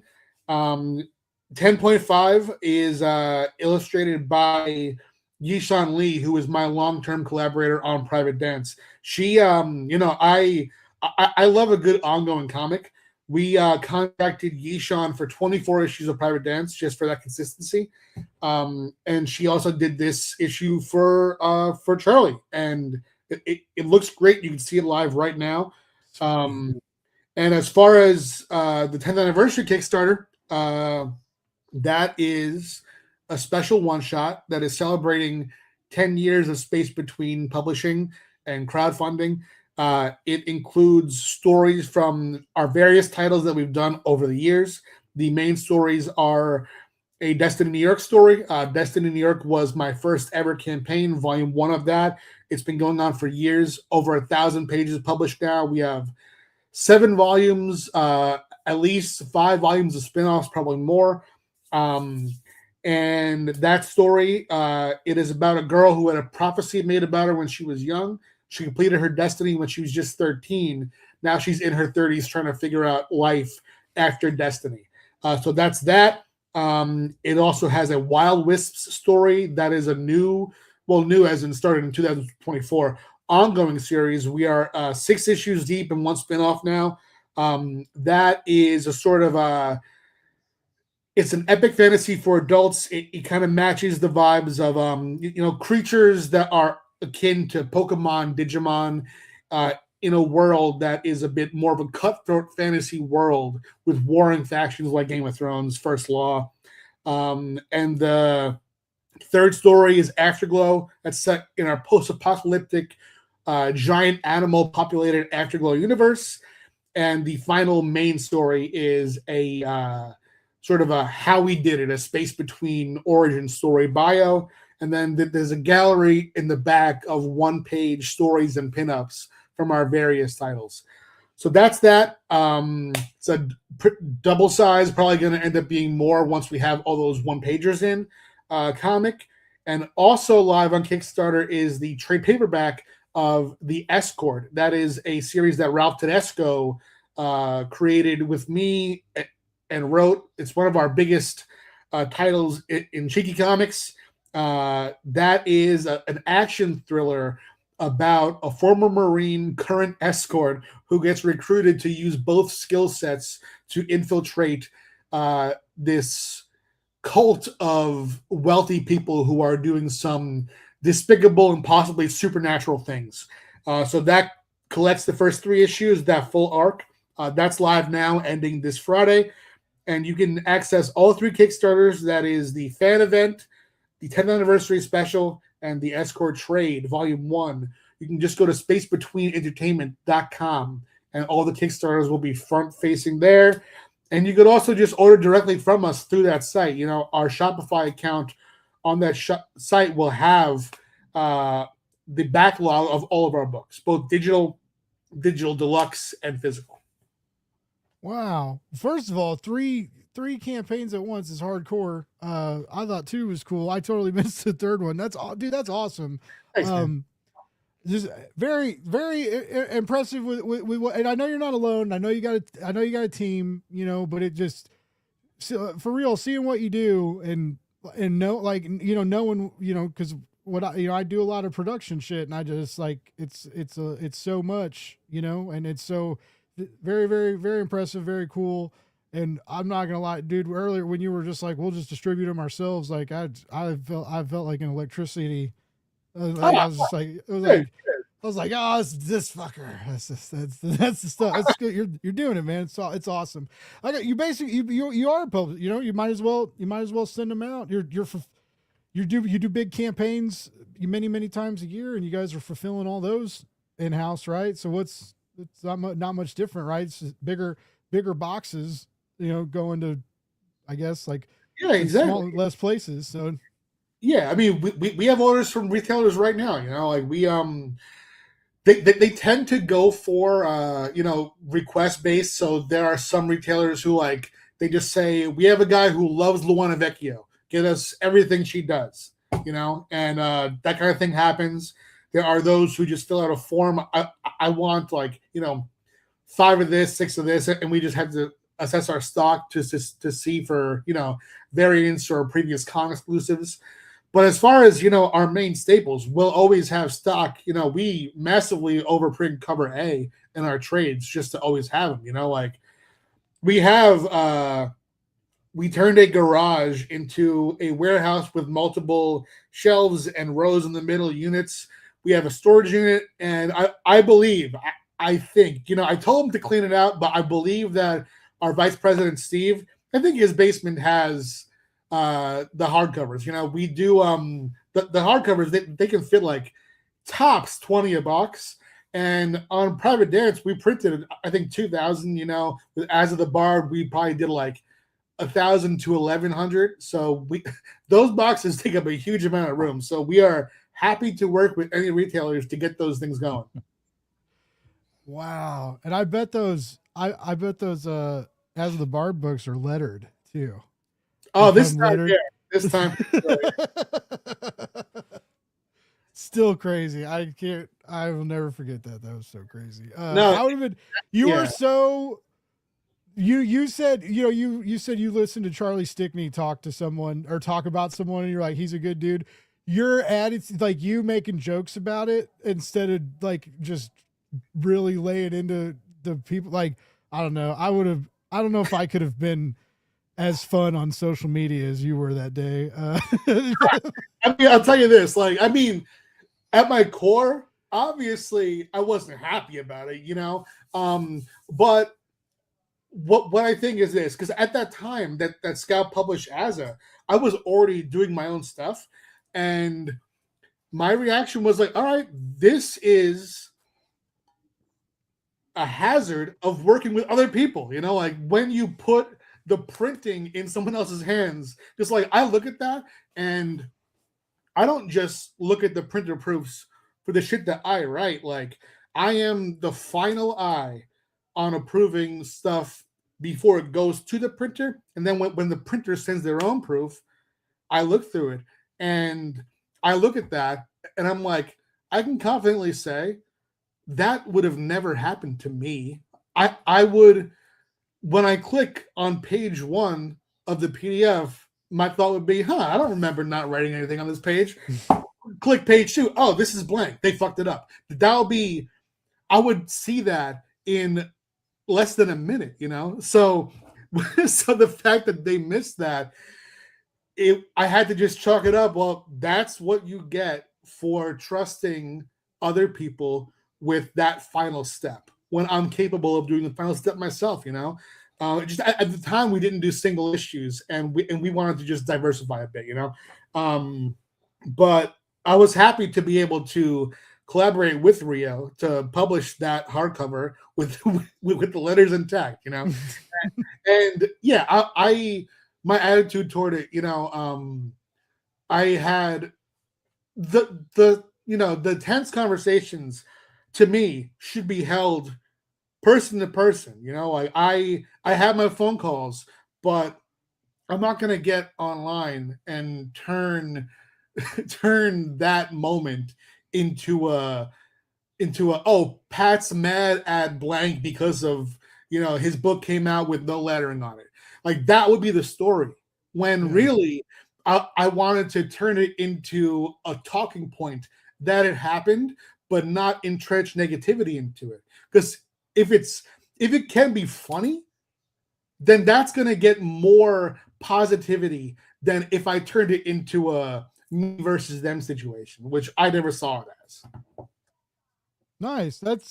I wish I'm getting better at it finally. Like I turned 40 last year, right? So it's like I had to turn 40 to kind of start figuring it out. But it's like I'm way more and a friend, David Crispino, said he told me about he goes, I just say okay with a period and don't say anything else to him ever again. He was like, that's what I do on social media. And I was like, that's great. I'm finally learning that it's because you don't have to, it's so silly to get like worked up for dumb shit, and anyway, it still happens every now and then, but yeah, I'm finally learning that. And it's if you can laugh at stuff, I feel like if you can get mad and laugh at stuff, you just are a little, maybe not better at life than other people, but like maybe you handle life better than some, because I feel like it's a gift that not a lot of people have. My dad used to be able to do it, but now, like, he's like,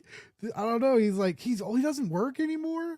And I just think that would be awesome to like not work, and he's still real grumpy and he gets, but he just gets real like lit up about stuff and then like zooms in on it and stays like zoomed in on that anger instead of laughing it off or finding something else to fuck up, right? Because we're human. Anyway, I like that, dude. I like it. You gotta laugh at it. I feel like Don's on the same level because he has a funny, humorous also life. Well, I mean, slice of life. That's what I was trying to say.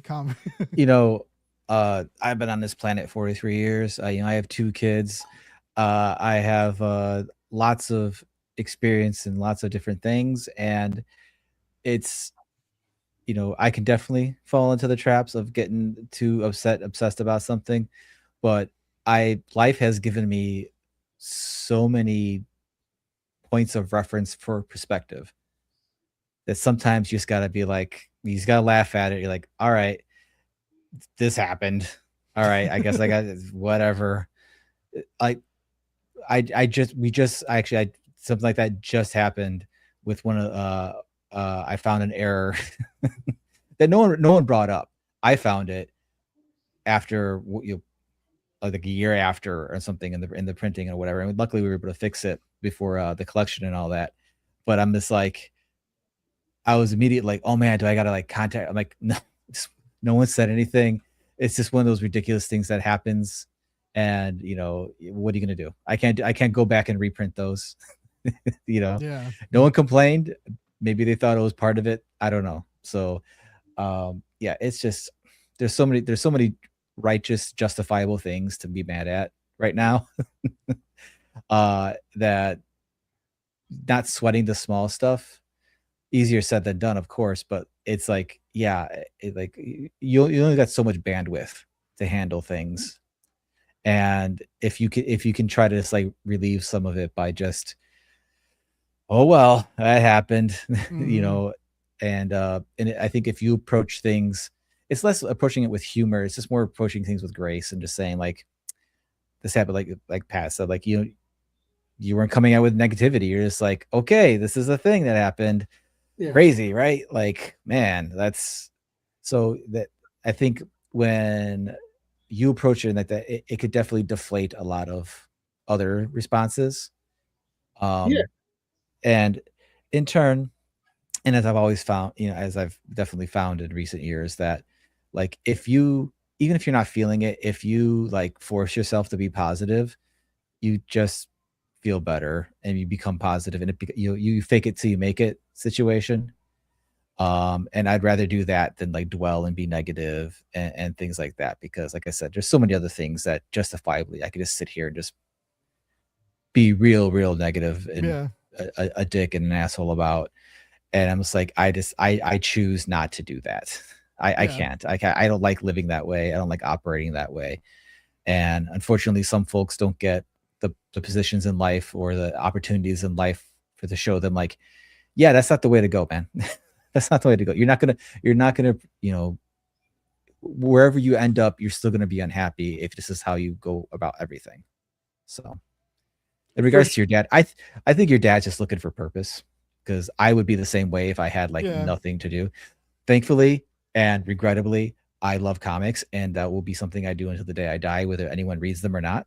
So I will always have something to do with myself. But I can imagine someone just like, this can't, that's, basically is done. Like, well, what do I do now? Yeah, I could easily go insane if I was in those shoes. Fishing a lot. He smokes a lot of weeds. I'm telling you, he's got pretty good. He's finding his hobbies. Well, then he's finding his hobbies. There you go. Yeah, and I do, I get mad for sure. I mean, just it's funny, as you were saying before about how I seem so nice and positive, I like to think that I do, but a text came in. Steve is running the packing session right now at the office, and he said that my friend Twan, who works as our production manager, that last night he mistakenly took the key to the crawl space home where all the shit like the Geminis, the bubble is, and Steve tricked him and told him that I was at work and I'm super crazy angry right now. So Twan brought the key back and didn't want to go inside and left it in the garage because he was scared, But so like I'll definitely like I have to take on the role of boss with the guys sometimes, like there's certain things like say if I'm there, I still primarily when I'm at the office, I'll be doing the labels on what they've packed. And it usually happens in one night where I'll see in the span of like maybe an hour, I'll see one package that I'm like, I would have packed it this way. If it rains, the water's getting in. So I'll go out, I'll be like, yo, what's going on here? Then it happens a second time. And I'm like, guys, what? But by the third time that I'm opening that door, the tension in the room is definitely high, But like, I have to keep that. They're all my lifelong friends, so I'll have to make sure that I coach them to maintain a professional product because they're all also lifelong friends. So it can get very friendly and fun out there. So I have to make sure that they maintain that level of hard work.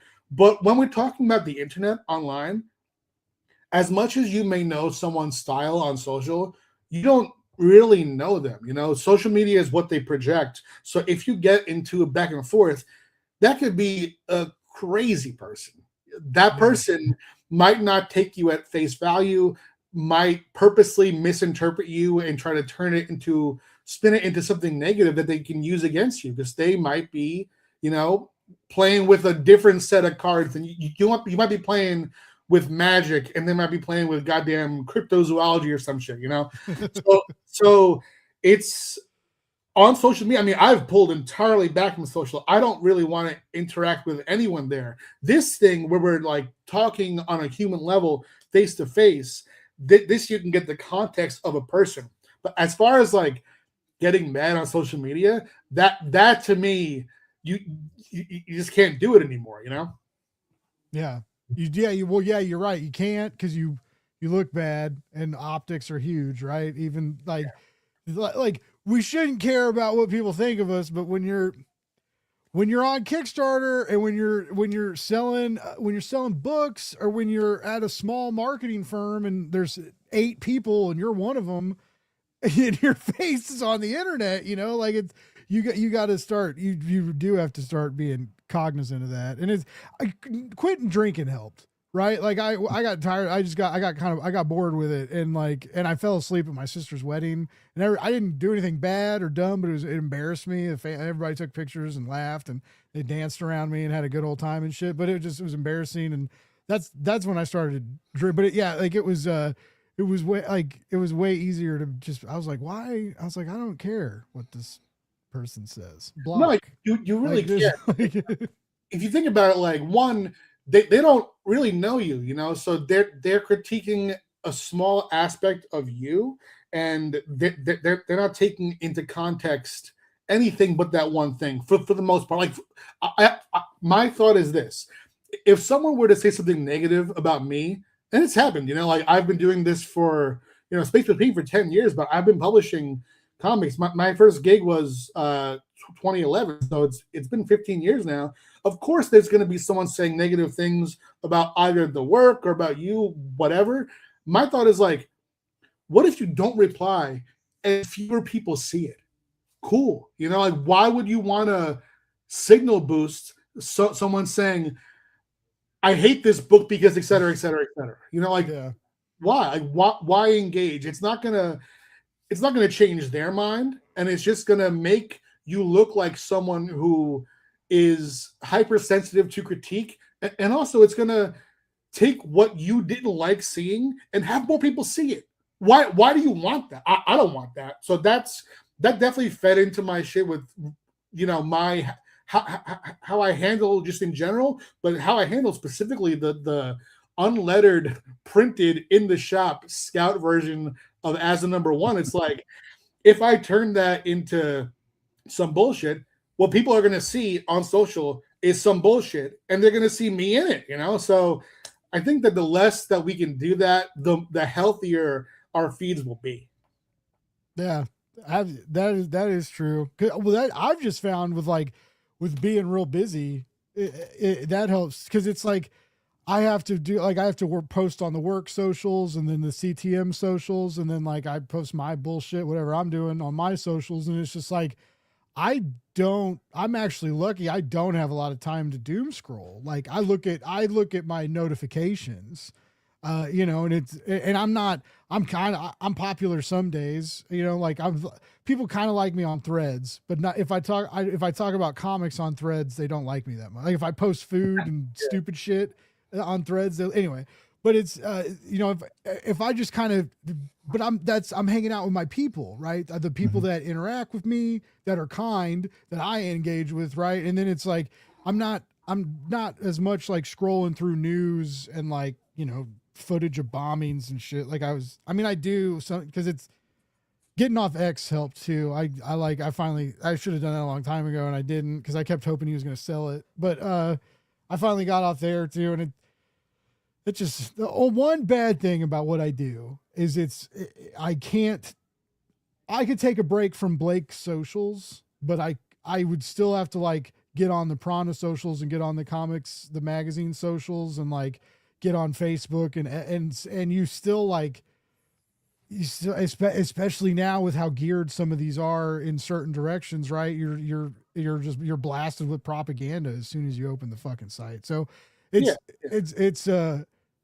I can't really take a break from social media, and I don't know. I don't think sometimes I think it would be nice, but like I'm still very capable of like at night, I will put my phone away and like read. I read way more now than like I started like watching TV and stuff. Like and I started reading novels again. I started reading novels again last year on top of the comics and stuff. And so I get to like shut off a little bit, but it's just like, the idea of like when people are like, I'm taking a social media break, and they like come back a month later, and it's like, what would that be like? Like this is so stupid, right? But like I love cooking. I love cooking and knowing that I can post a picture of a pretty cheeseburger I made and maybe 40 people like it, and I'll feel kind of special. I'll be like, wow, Yes. That's cool. I love to see that kind of stuff. I love to see life, like the reason that I've kept my Facebook, like I don't accept any more requests because I don't really use it to promote anymore. Like I posted the link to the fan event just because, I have people who know me in person who might want to come, but I don't really post any links there anymore just because I see it like as an artifact of when I used to just post about life. Like I love looking back at the memories and seeing that. But I'll tell you this, when I brought in a team and stopped doing this all solo, as soon as I could, the first thing that I thought was, I want social gone from my life. I had Chris, Shannon, and Ralph run the Space Between Socials, and I don't see shit until like we have like a problem. Like say someone posted a negative comment, should we delete this? Sure, like that kind of thing. But just being off of it and not worrying about running that stuff, I needed that to be able to write at the level that of output that I do. I can't have those thoughts of the negative shit I see on social. Like they have the Twitter. I can log in and see it, but I don't. I'll never be on Blue Sky. My TikTok, it used to be just opening Pokemon cards, and now I remember that. Yeah, I used to like now I just scroll to see fun shit. Like I look at Book Talk on TikTok. And just like get some reading recommendations and see cat videos. Like that's my ideal social media.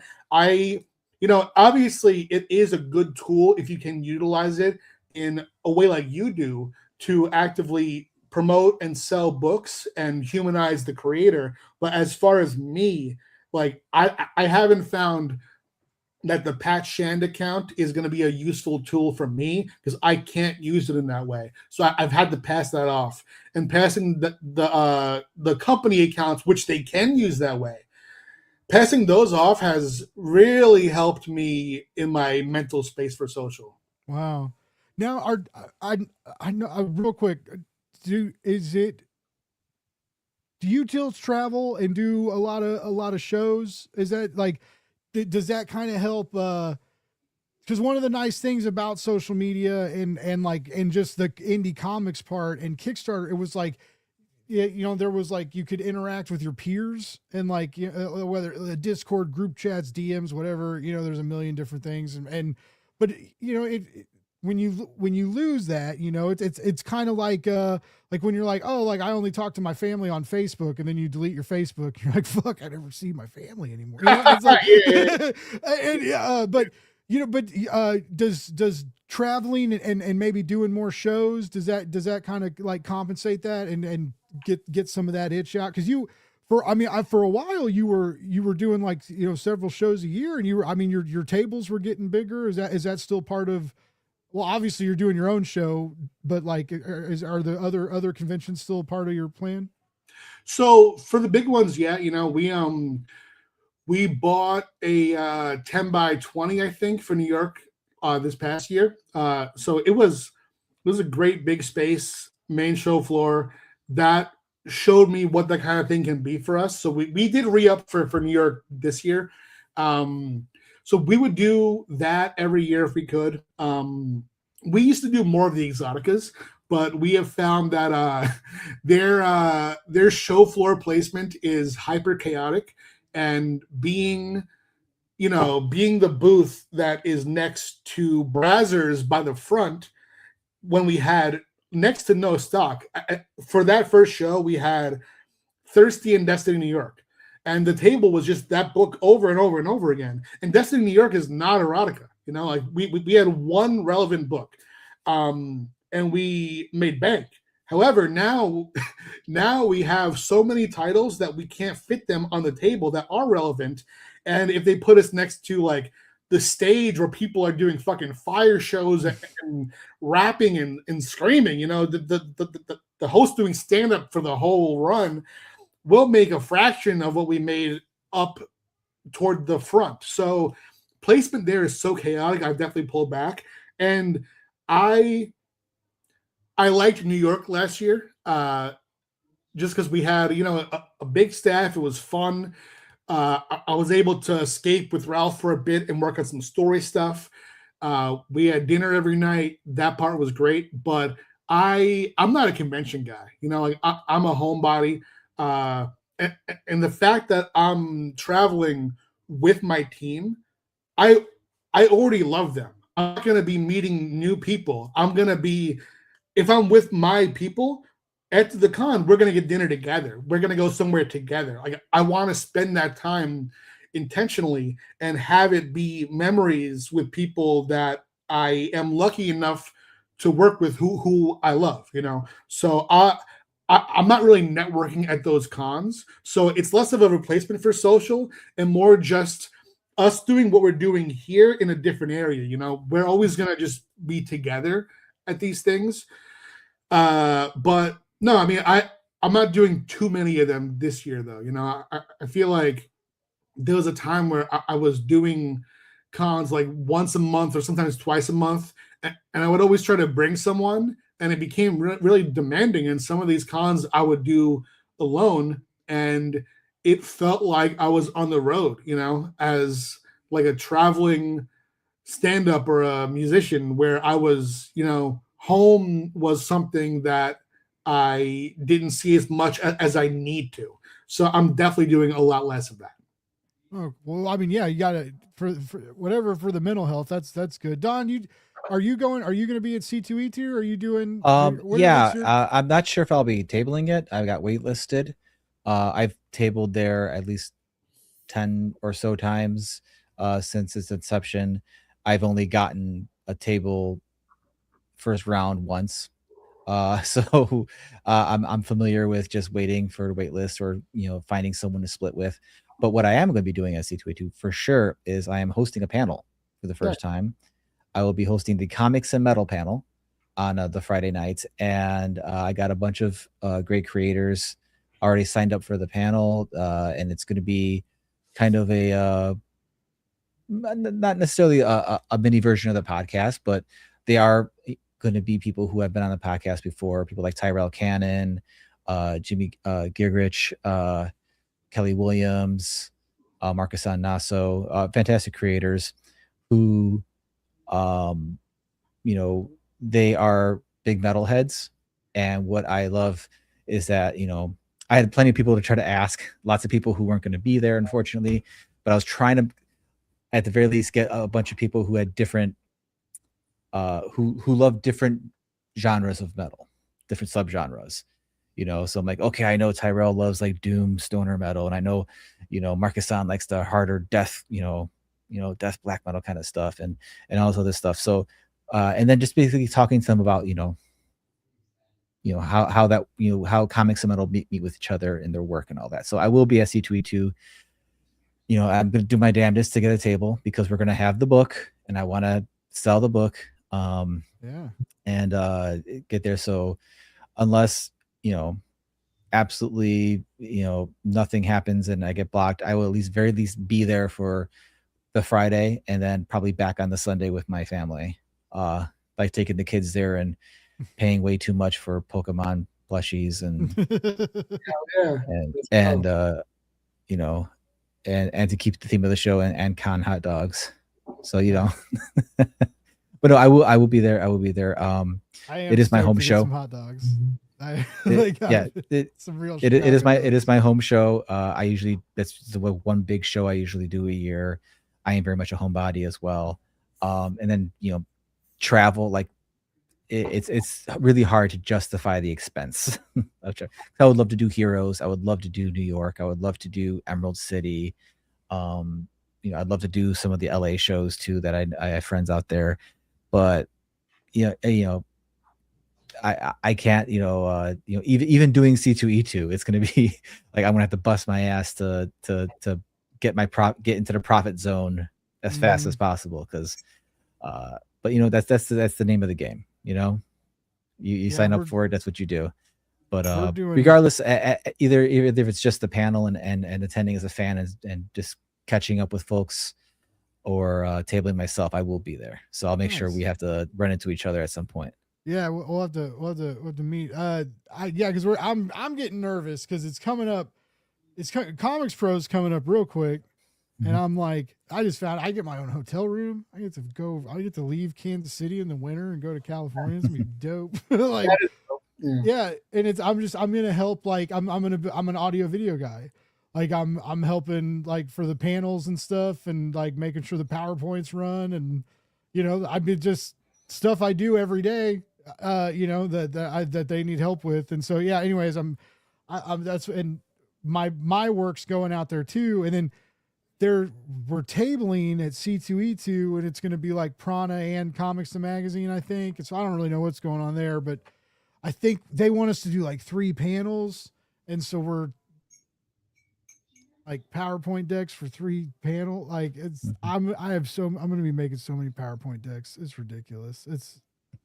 I never thought that like that would be my job, because like we do the Tuesday live show is like that comes together pretty quickly, and like we put the deck together, and we try and find news that's within a day or two, like, so that it gets put together like pretty close to the show. And it's just, I found out I was really good. Last year at SDCC, they were like, hey, can you make this presentation look a little better? And this was when they had just hired me, right? So I was like, I put my all into that shit. I was like, I made the best fucking presentation I could, and I did too good a job, because then they were like, oh, we got 2 more. Will you do these? And then now I do them for the show. It's cool, but it's I know all that's coming, and it's gonna be like. That's what's funny. Comics go so slow, but like behind the scenes, it's just like, is this done yet? Is this done yet? Is this? And everything has to be perfect, because if it's not perfect, it's going to print wrong, or it's going to look wrong on a screen in front of a room full of people. There's not a, yes, like you said, Don, we should have grace, but there's not a lot of grace in print, right? Because it's just, it's there. There's nothing you can do about it after it's there. But yeah, anyway, you guys get it. This was really fun. Pat, it was so fun to catch up with you. And Don, we've talked and known each other for a while. It was great to finally have you on. I love your book. I really did. Appreciate it. It's fucking, I like it a lot. And whether you stay on Kickstarter or ever shopping around, I think it's if you wanted it out there, you could find someone. It's good. It's good. It's good. And it's good and fun. I feel like people would connect with it. Your art's, I dig your art. Yeah. Thank you. And Pat, you're fucking your own. You could pitch your own books to yourself and then publish them now, and then distribute them to comic book shops around the country. It's so cool, dude. I'm so glad things are going well for both of you. I'm glad crowdfunding is treating you both well. It's because it is different out there for everybody. It's weird. It's weird times. And so I'm glad it's still people are still buying comics. What I'm trying to say, and it's nice. They're still buying comics in shops. They're still buying comics on crowdfunding. It's just people still love indie comics. It's nice. It's a nice, cozy, warm place to be still. Guys, I know we've talked about a lot of stuff. Is there anything we missed or that you'd like to say before we leave, or any campaign stuff? I would feel terrible if I ended this discussion with you without at least acknowledging one of the comments. Also, hot dogs. My only comment about hot dogs is that I am from Chicago. I can say that ketchup on a hot dog is not a life-ending offense. Many great ways to have a hot dog. It's just that the undisputable fact is that Chicago style is the best way to have a hot dog. That's all I have to say. Like I I will said, not discuss it further. I am so excited to like Adam, my boss is. They're like, oh, we're gonna take him to get a real Chicago dog. I can't remember the place they said, but yeah, I love them. I don't care how bad they are for. I mean, I do, and I know this is. I get the all beef ones. It's not like I'm buying like the 25 cent a 8-pack hot dogs that like. We're a Vienna household. We're a Vienna hot dog household. Nathan's is good too in a Yeah. pinch, but Vienna's, that's the way to go. Yeah, these probably aren't great for you, but I'm addicted to the Costco dogs. It's like $20 for like 20. I don't know. They're supposedly all beef. I don't know. I really like them. And this, all right, you guys got me worked up on Franks. All right, so like On food, bro. Let's do it. so this I've been I'm really into like the jalapeno popper dog. Okay, like I just love it, and I bought some. This is lazy, but I bought some whipped jalapeno cream cheese spread, and so like I like fry like a piece of bacon and put that on a toasted bun and smear some of that cream cheese spread. Pan fry a dog in some butter and throw that on there, and then grate some cheddar over it, right? And then I kind of wrap it in foil and let the heat kind of steam the bun and melt that shredded cheddar. And I let it sit there. I think about it for a little bit. I kind of feel it. And as the foil gets, when it feels right and warm in my hand, I unwrap it, and it's just like the bun's a little softer and the bacon's not. It's just, that's my jam right now. That's my I keep going back to it, and it's a solid hot dog for me. But yeah, I am I'm very excited to the Ninja Turtle ooze type relish that goes on there, and the weird peppers and stuff, and the snap, the hot dog. I know like the Celery salt. Don't forget the celery salt. the celery salt. Like I'm stoked. I'm real stoked, and I really want to try one of the one of like the giant ones that have like a giant bun too, I just like a silly giant coney or something. I'm gonna go hard on the hot, but I can't go too hard on the hot dogs because I'm gonna have to work the con, and I don't want to be like oh, I missed this interview because I had the chili cheese shits, Adam. Like sorry, so I'm gonna have to think about that, like how there's just so much amazing food in Chicago itself. Yeah, and like get the good hot dog, but there's so many other things that you'll be distracted by. So I think you'll be all right. I think you'll be all right. Yeah, I'm stoked. I very much am a homebody, and I never, even when I was at the bar and bouncing and going out all the time, I never traveled. I never really have. And so like, getting to go to California and then Chicago. And if like, I don't want to jinx it, but like if the magazine starts doing stuff, like, this may be the year I get to like, I'm already going to C2E2 as a pro, not as press, like as I'll have a pro badge. So, but this may be the year I start getting to go to, and I've like dreamed about this. Like this was like and I just wanted to do it as like Blake's Buzz, like it'd be so cool to be like, to go out, and anyway, so yeah, it's and I'm real stoked too, because Marcuson and Jason will be there, and I've known them forever, and like I'm gonna give a lot of people a lot of big hugs, and if we all get COVID, I'm sorry, but you're all getting hugs because I'm a hugger. That's how we do things in Kansas City. So that's I wash my hands though. I do wash my hands, but anyway, I'm stoked for hot dogs and friendship, and just see, like, yeah, I'm getting old, man. I'm 40. I need to get out there and do more shit.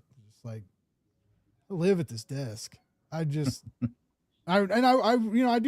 cool stuff at this desk, but it's just, I'm at this desk. I know both of you guys can totally, like whether you're hunched over drawing or going through spreadsheets or fulfillment stuff or outlines or, script treatments and writing script, all the shit you guys do. So not jealous and not jealous simultaneously. Like, Well, I don't I want just that gotta, power.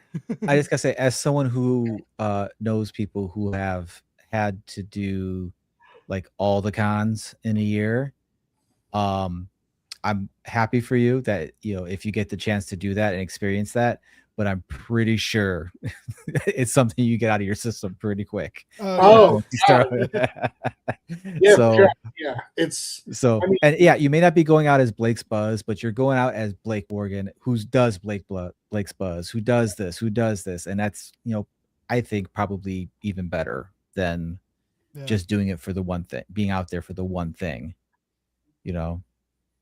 because And why be who you're wants my to be just one peers thing? now. You See? have to deal with me on a different level. You're stuck with me.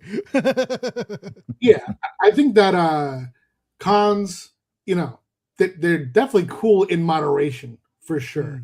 When it becomes a thing that you feel stuck doing, I think is the time to assess. When it's time to pull back and just tweak your strategy. But it's a thing that it's a staple of the industry of what we do. So it's always going to be something that I want to do here and there.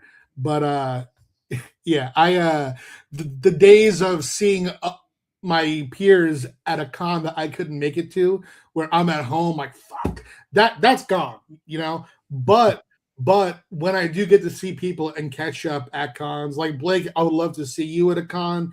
Don, same for you. That's always great. Yeah.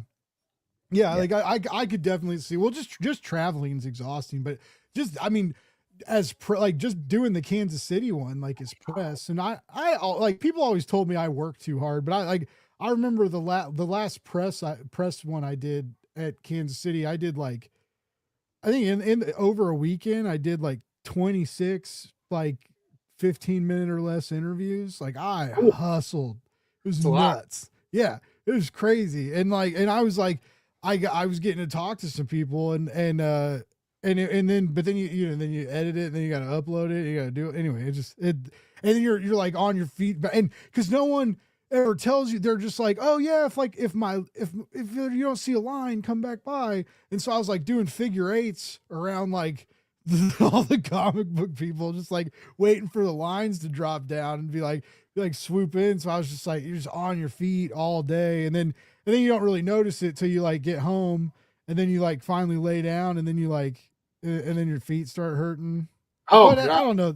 It was like it's a good exhaustion, but I'm still very green, right? I've only been to I haven't been to an out of state. I'm still all new to this shit. So yeah, I could definitely see like a or even like a book signing tour. Like if you went and like hit up like a few shops and did like a little road trip, and like I've seen indie guys doing that. Like that's starting to be a new thing that happens, like the planning in that, and then getting the traveling and dealing with traffic and all that shit. It's just it's a lot. And I guess you really do got to weigh like if it like what moves the needle and what doesn't anymore, right? Is because it's like, Pat's lucky, like you found a way to be like visible. Well, you've got a team for your social media, but I mean, you've spent years in being visible, and like your brand is a lot more visible than it used to be. And so, you have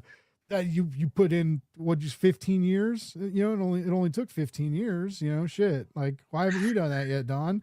It's just like, who's got, so it's interesting. Cause Jared Lujan used to be push back against that a lot too, because it was like, yeah, everybody's expected to like go to these conventions and these big shows and spend all this money to travel so that maybe you cross paths with an editor, maybe you trick them into thinking you're the next big thing, while you shake hands with them. Maybe they ask to see your comic book if you have one, and it's just like there's all these like huge maybes, and it's still like an expected normalcy of like, you have to go here and go to BarCon and go to anyway. I can see, I like how we've pushed back against that, but I also still like, I don't know, like there's still so much of what we do is community. Even this digital part though, but it's, I mean, the whole idea of like a comic book shop is like a to use the phrase like a safe zone, right? I mean, it's supposed to be like there's very few people. Some people don't even go to the grocery store once a week. You know, like is hardcore comic heads go to a shop, you know, every Wednesday. So there's still not a lot of places people do that. The dispensaries, I guess, you know, like that's, people probably, but maybe not, you know, like maybe people don't like going there all the time either. Anyway, I'm going to keep rambling. I'm just going to shut up. So I gave you guys a chance. I said, if there's anything else, you brought up hot dogs. Pat, did anything we forgot on your end, or you want to shout out before we wrap it up? Let me see. Shout out. Yeah, I mean, I'll point out Charlie Stickney has his book live right now as well.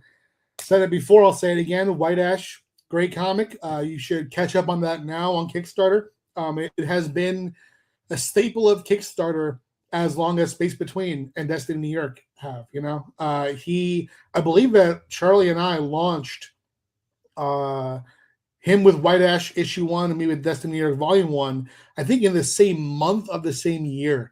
Wow. 10 years ago. So if that's true, and I think it is, that would make this the 10th anniversary of White Ash as well.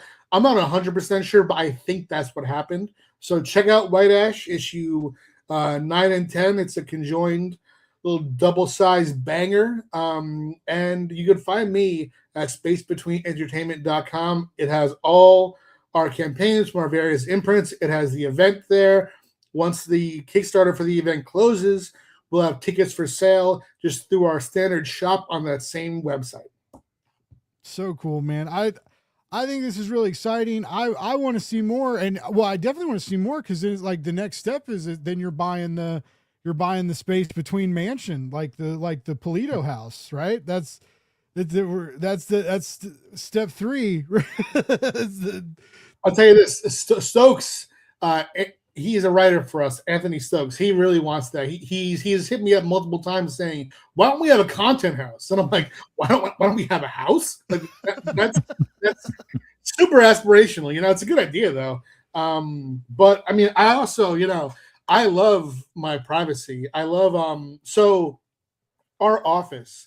My mother in my childhood home gave us the back half and a little piece of the front half of her house to use as the office. So those guys are over there. I love not living there. You know, I love living away from the work. So here at home, I'll do my writing work. I'll build the Kickstarters. And I love the idea of, you know, Steve works full time for me. I can go over there at any point of the day and work with Steve. At night, they do the packing shifts. I can go over there and be part of that if I choose. But just the separation there of not having to be surrounded by work has been fantastic for me. Well, I bet as having the, you know, with the expanding and growth that you've had to be able to kind of, to relieve some of those tensions and have a team you can trust. That means everything. Like having a good team. It's crazy what you can do with having a good team. That's why I will die loving comic books. It's like everyone that gets made is like a little fucking miracle. Like it's ridiculous. It's ridiculous. You know, like all the stuff that has to happen right for like Don to have enough time to finish a page, let alone like 20 or 30 of them, let alone 100 and something of them for a trade paperback. I mean, that's like Don's nodding his head like they're thinking all that time. Just that's so much time, you know. But it's just I appreciate the work that you guys are doing, because it would be man, it would be real sad to not have like books and stories and stuff to read, especially right now. But just in general, like I love video games and I love watching movies and stuff too. But it like nothing ever beats like getting lost in a good book or a good comic, and like, you know, like when you kind of lose track of time. Like I love that feel. That's one of the best. It's one of the best feelings in the world. That like, unfortunately, I've tried a lot of drugs and nothing replicates that other than just reading. Bummer. Go read books. All right. So follow these guys. There are links in the descriptions to the campaigns. Check out the campaigns. If you can't afford a ticket to get to Pat's event, like I said, and you saw some of them, there are some beautiful covers to get. Always gorgeous covers on those campaigns. Thank you very much. And if you love vampires and rocking out, you've got to get on Evie and the Helsings, because that was a blast. And I feel like the more people that buy volume 1, maybe the faster volume 2. So that's usually what happens. I don't know. I'm not a scientist. I just work here. All right, guys, thank you so much for the time. It was so great catching up. Everybody in chat, thank you so much for hanging out. Thank you for the comments and stuff. Find those links. We'll be back next week. Have a wonderful night. Love more, hate less. Read.